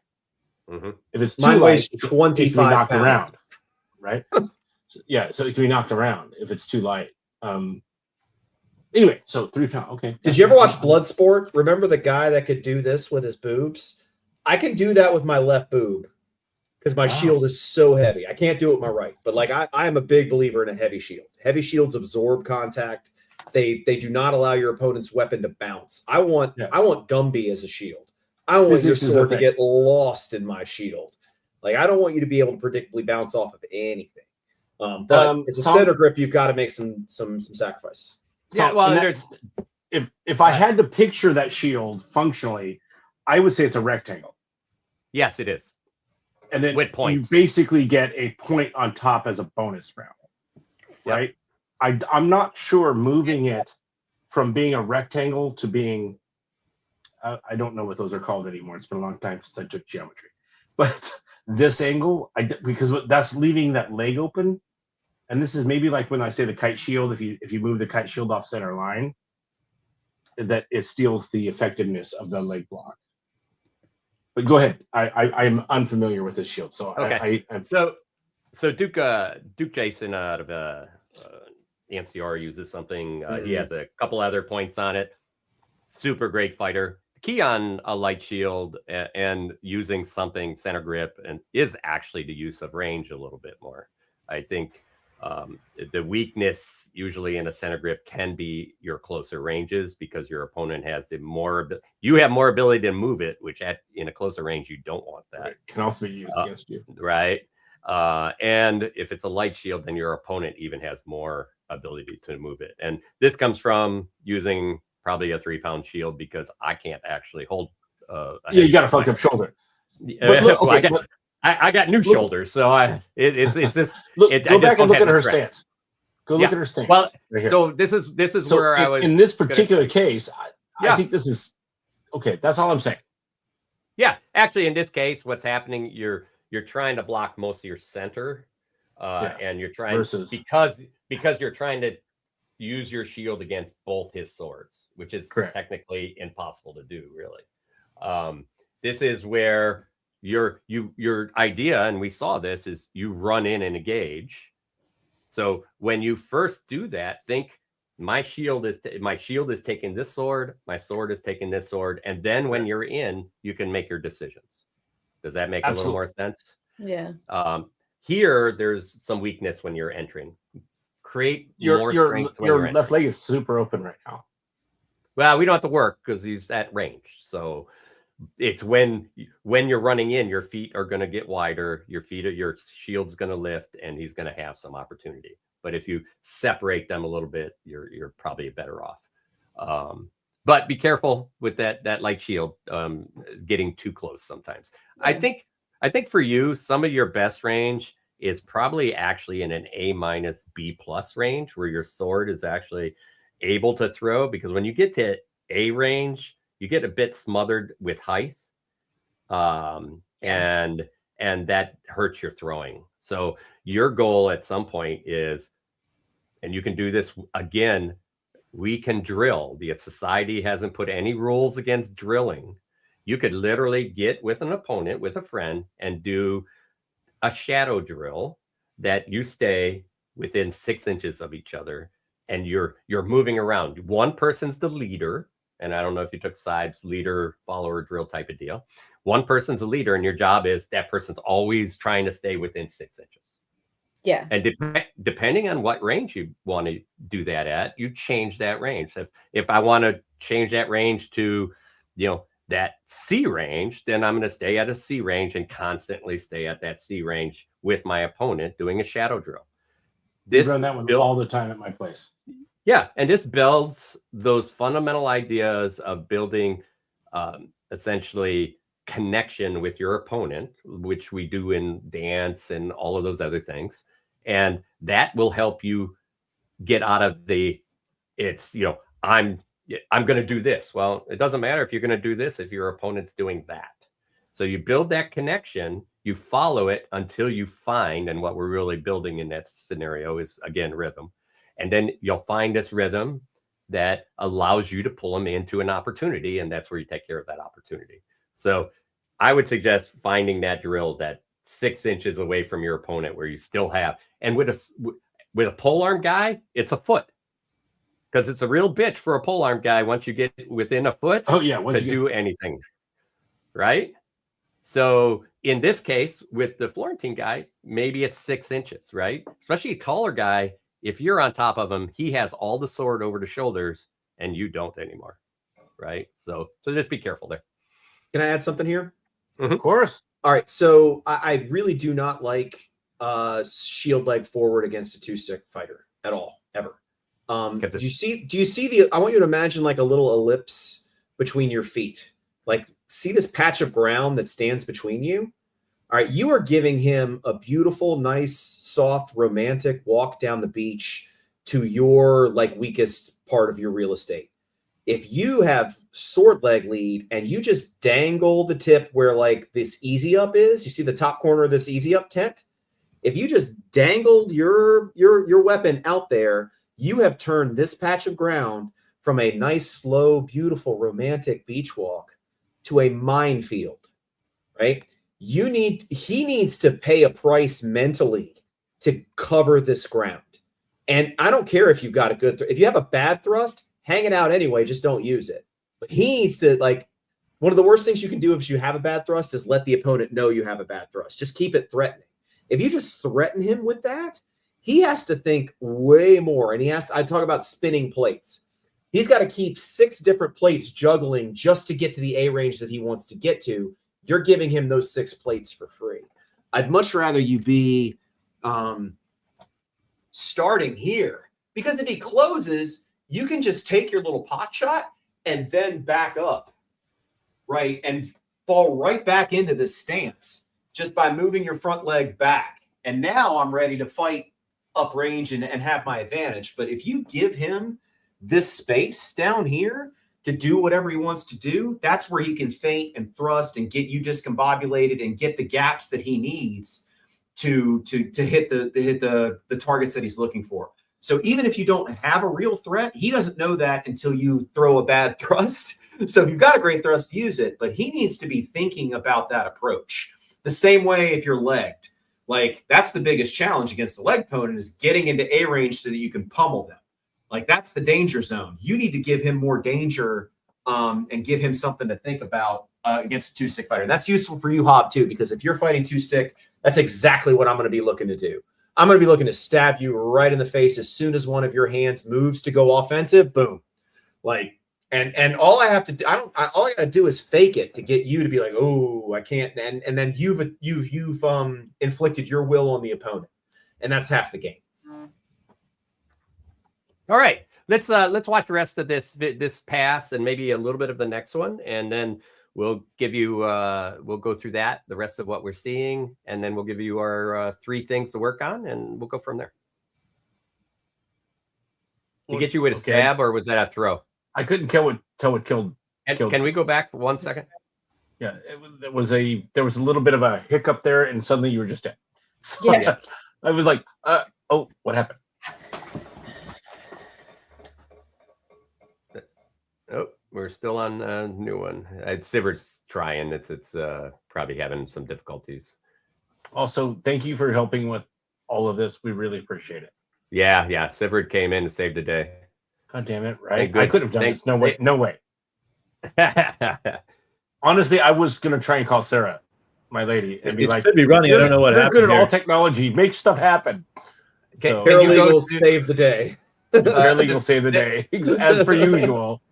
Siverd, can you just go to the beginning of this section, or are you having a hard time going back? The next fight, the last fight. Yeah, he's having a hard time going back. Okay, well, maybe we just all move forward. Well, so there we was go. the end of There we go. Okay. At the end. Oh, almost there. Oh, no. Let's go forward from here. Good them.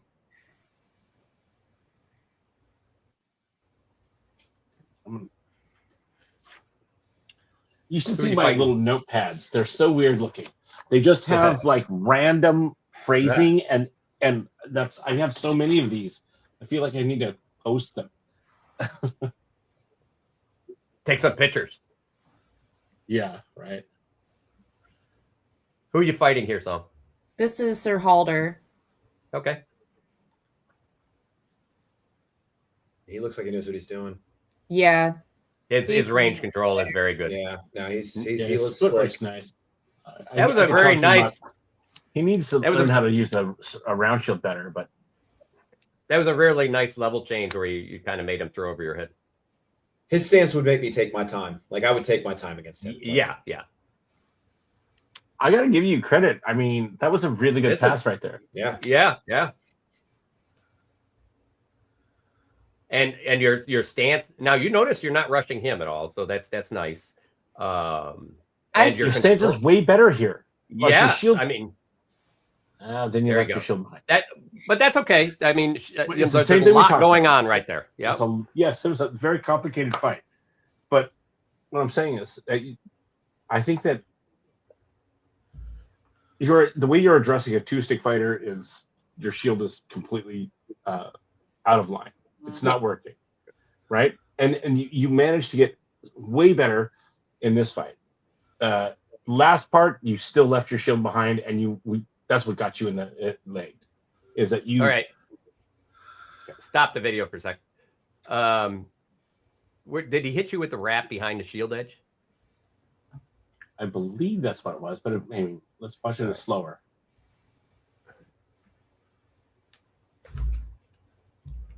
See how? Yeah. The face thrust to try and missed. Oh, he cut back on the body. Oh. Body. He just knocked your shield aside. He blew through your shield, right? I think so. Because I think that your shield was in the right place for that block. Me too. I blocked high, and then when he came across, I didn't get it over in time, I think. All right. Okay. So, again, right there. See what's going on? Is that the rectangular part is up too high, which is real natural to want to protect your head. The thing you want to do is not, I mean, all nature says protect your head, right? You can live without legs and arms in the real world. You can't live without one of those. So what we do is we do this a lot. And he did that time. He hit you with the wrap underneath. Yeah. Yeah. So can we let's cover something here real quick. So I've been fighting with just because I had to give my plastic teardrop to somebody else that's having shoulder issues. So I've been fighting with a rectangle for a long time right now. One thing that's happening, and it happens with almost every shield, doesn't matter what shape it is. When you have a strong grip, your bottom shears out and you create distance between your leg and the bottom of your shield. Yeah. Okay. And this is, and with a plastic shield, it's twice as bad, just to let you know, because it's so much easier to do. Okay. This is a discipline thing more than, it's twice as bad. Because otherwise they can blow through it, right? Right. So this is something you have to think about. Think about releasing a little bit and dropping the elbow, almost like they're. So what I do a lot of times, it depends on the distance you are, but when I close, I drop this elbow almost like I'm resting it, and that shield becomes flat. All right. And what happens with that flat shield, it becomes very hard to move. And it looks like you can get this leg, but this drop is a big enough drop to pick that leg up because that flat rectangle is actually hanging out over here a little bit. You have a corner right even there. even though this shield's here and you can see the leg, the corner is still far enough. As soon as I drop, it's covering. Even better, when they being shorter, when they try to come over your head, it's just like you have this flat angle that is now forward back here. When I come out, it comes here. But when I come here, you see how this works? I can get wrapped. I catch it early. Okay, I just worked on this with Sir Jocelyn, with Sir Roshin. So if I'm sitting here, and that person throws that offside wrap to the head, it's easy to go around that shield edge. But look what happens when it's here. It's catching earlier. It's like being the goalie in a goal. You're catching it earlier in the wrap cycle, and it actually, you don't have to do nothing with it. It's just going to catch it now. So think about taking this elbow and tucking it a little bit, and this hand's almost open all the time. I'm just literally, I could hold it with one finger here. Yeah, you're like doing like a bit of a fade like that, right? Yeah, take the bottom. You're just fanning the elbow a little bit. Yeah. So this shield is against your arm. Now all of a sudden I move this in, it's flat. It's not flat, it's flat. Look at the distance between this shield is laying on your leg. Right? But we want it up here. Look at how much distance. Somebody throws a little J hook in there. That there's a lot of distance underneath there. So that's something to play with. Give it a try. But flattening that shield, remember that gap he's talking about, that from here to here part, doesn't seem very far. But what happens is when your opponent does a threat to you, your brain has to assess it, right? And then that slows down your ability. I mean, we're talking like a 10th of a second or something like that, but that's too late. For you to go, oh, that's either a real authentic attack or I have to do this, right? And so being in the right position, right, allows you to have a little bit more cushion in that space. That was I've never done one of those shields. Now I can't wait to do one. And the fun part is we've done them with ovals and teardrops and everything else. I've never done an oval either. Yeah. Hobbs, this is the same for you, by the way, with the teardrop. When you center grip, and it doesn't matter. It could be a heater. All you're doing is flattening it. Look, my hand is pointing at them. The back of my hand's pointing on. Roll your hand. There we are. Yep. All right. By the way, if Randy, in Atlanta, you see these, they're sitting, that arm is on their body. That shield is it's rested. It's like huge rested flat solid, plane. right? Because you're not going to move a 25-pound shield. Right? I steer my shield with the combination between my elbow and this rib.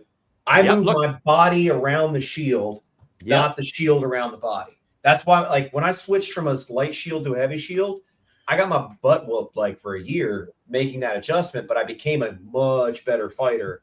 And I remember, like, one of the guys I fought in Crown, like, picked up my shield after I won. He was like, "Oh shit! Like, no, this is why my shield's like, yes, this thing is heavy as hell.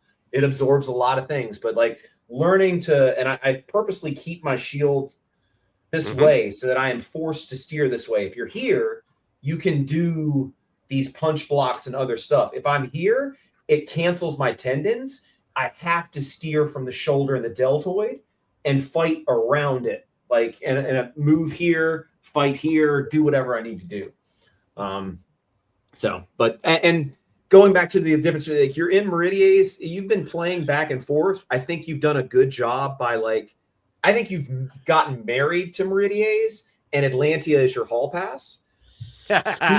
Be mindful of that, right? When you come to these two very divergent cultures, it's very easy to get lost in one or the other. So, like, I think you've decided, like, where you want to be and, like, where you want to get a belt from.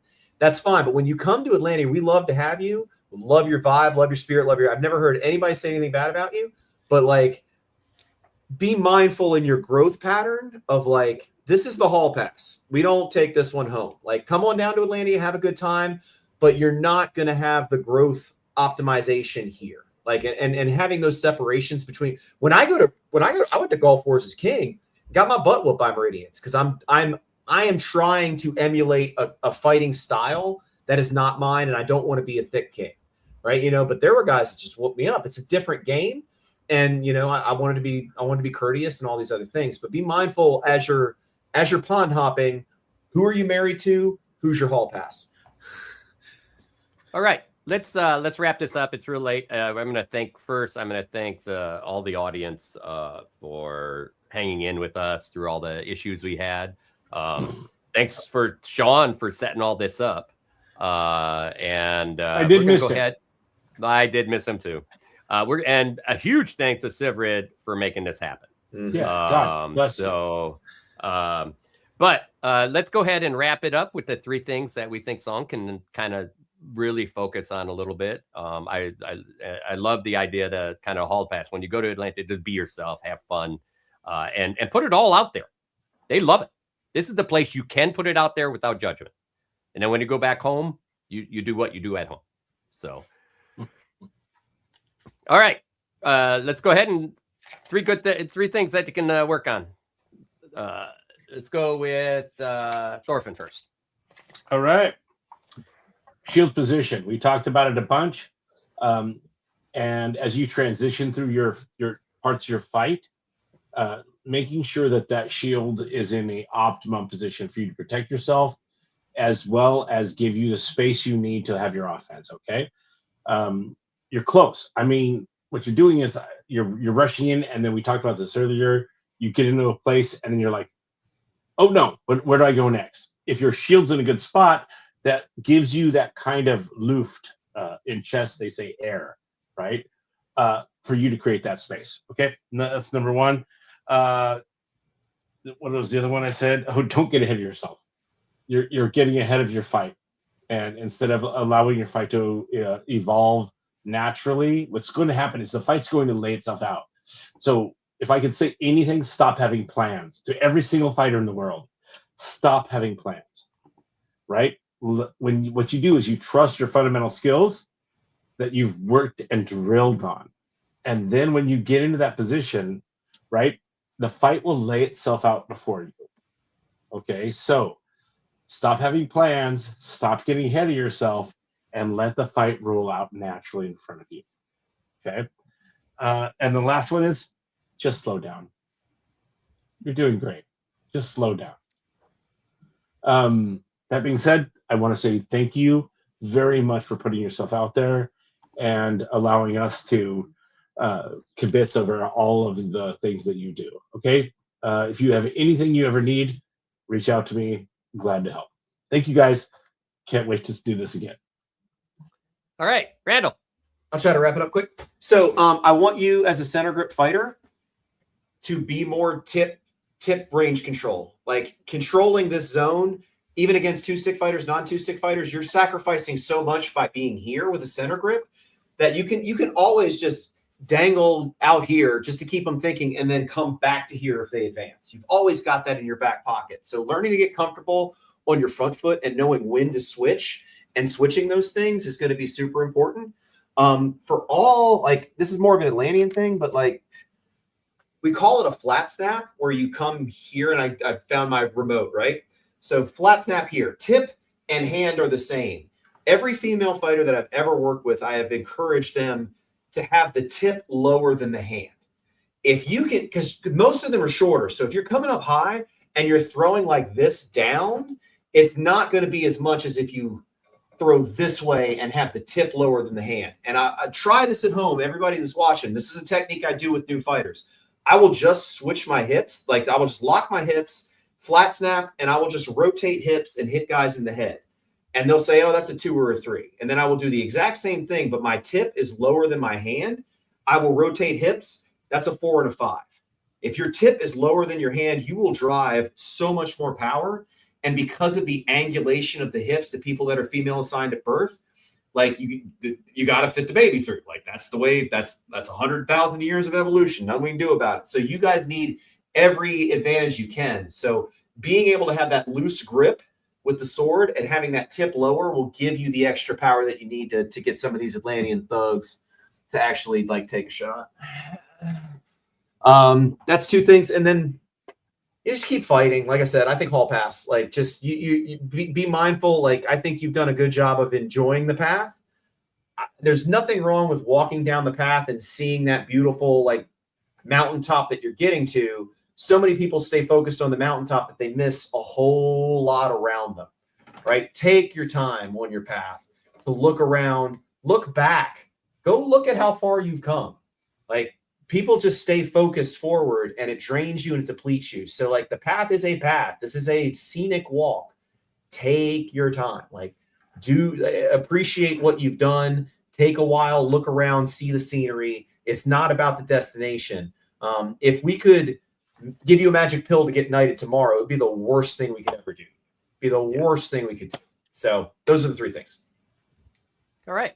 And I'll wrap her up. First thing is I have seen the growth already. So I surely hope that you have. And, you know, give yourself credit for that. I think everybody else has. Sure. I think everybody else has. Don't take that away from yourself. And that goes for everybody out there. You know, the worst thing we can do is not give ourselves credit for the things that we're successful at.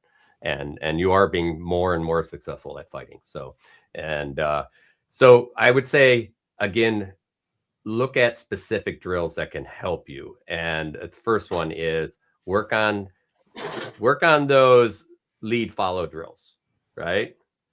And work on the distance of range and start those slow. And then you can build up some speed. There's 2 great videos that were shot, one at Penzic, one at Gulf Wars, that help you with that. So in most of those cases, it's at a C range that's happening. We're on the edge of range and we're shifting in and out and creating tension at the edge of range. But you can absolutely do that. And it's even harder in that 6-inch range or the 1 foot range. So if you start out a little farther and like, okay, we're going to fight in B range, the 3 foot range, and we're going to do this and developed until you're like, I can stay up with them at the 6-inch range. That's going to help develop that space. And it will also really help you start developing that rhythm that fighting is all about. The next thing I would say is, really start thinking, and this is from John Eric, or should I say Raumwalder, and I talk about I talk about a little bit about like positioning the feet the right way. He always kind of turns the language for people, and one thing he turned that I really enjoy is, and just maybe a month ago, is think about attacking not with your sword but with your feet. And the key with attacking with those feet is now you're creating those timings. That attack does not mean you have to go into range. It just means you have to attack into a position. You're not attacking straight forward because you're going into their strength. Attack into a corner, see what they do. Attack into a different corner, see what they do. You know what we're doing? We're learning. We're learning if that guy's pivoting, if they travel with you. Each one of those, like the last person they fought with, both people said, both the other coaches said, hey, I would, with that guy, I would work him a lot harder because he moves so much better. They saw that. It's better to see it at the beginning of the round than the end of the round, right? What I mean by that is we build, as you do something, you learn your opponent without too much jeopardy or in safety. So work on thinking about attacking with your feet at a range that's careful. You could even attack and run in, as long as you know that it's like this person can't throw a shot based on where they are. And that drives up their tension, breaks down their breathing, and then you can come back out and you have all the control because you're the leader, right? So think about that one, all right? Last part, just work that shield, work more discipline on your shield, all right? I think that will help you a ton. So, all right, go ahead and put everybody up on the screen. And Thorfinn kind of covered a lot of this, and one was thank everyone for doing this, and the whole team for making it happen. Thanks for the comments online. You had a ton of people watching, which is amazing. A lot more people on YouTube this time, and I'll have to bring up my YouTube feed next time so I can talk with them. But a lot of top. It was interesting watching because there were a lot of really good fighters out there watching this. So best part about this is. And I think that Randall talked about this with John. There are a million different ways to do it. You're going to find the places that fit you, use them, build them. But it's about forward momentum. It's about forward motion and seeing and celebrating the things that you do well and working on the things you don't do as well. So that's my big piece. And let's go ahead, Randall. Last word. This one for the audience. Like, I've never met a fighter that I respect in this game that hasn't shed tears over this game. That's true. Like, I have never met anybody like, and let me tell y'all, unbelts, knights, or whatever who's watching, you ain't special. You ain't special. All right. This game is frustrating. It will draw all of your emotions, the highest highs and lowest lows. So don't take a time. Don't be afraid to lean on each other. This is an emotional game. It is a frustrating game. If it wasn't hard, it wouldn't be worth it, right? But I like I said, I've never met anybody who hadn't shed tears over this game that I respect. So all of us have cried. All of us have shed blood, sweat, and a lot of tears. You ain't special, so don't be shy. Don't be thinking that you are immune to this. It takes sacrifice, but it's worth the journey if you can keep going forward. All right, Thorfinn. Okay, so.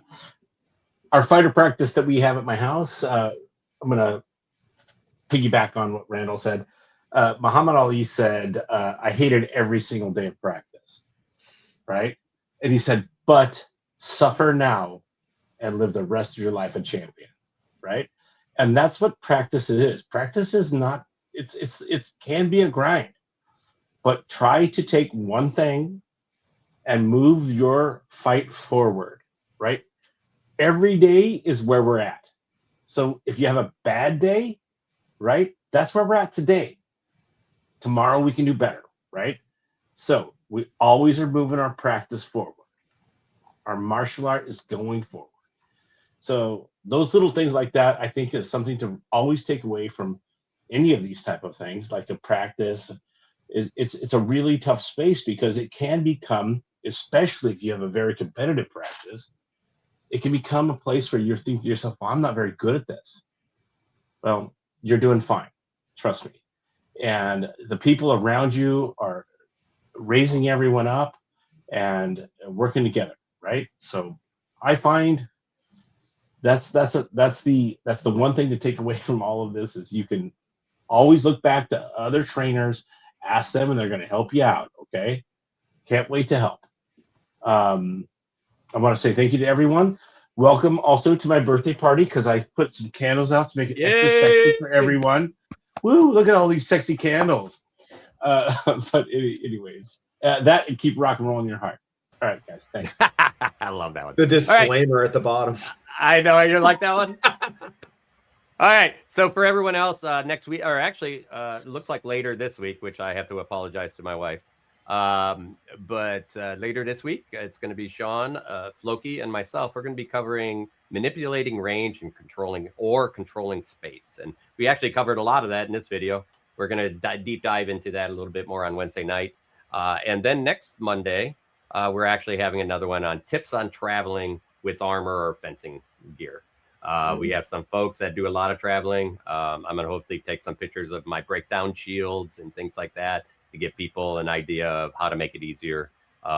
Great part about our society is that we can travel more now than ever. So that's what's really made our sport excel. So thanks everybody for coming. Thanks our coaches and our guests for doing what they did. And we look forward to seeing you on Wednesday night. Bye-bye.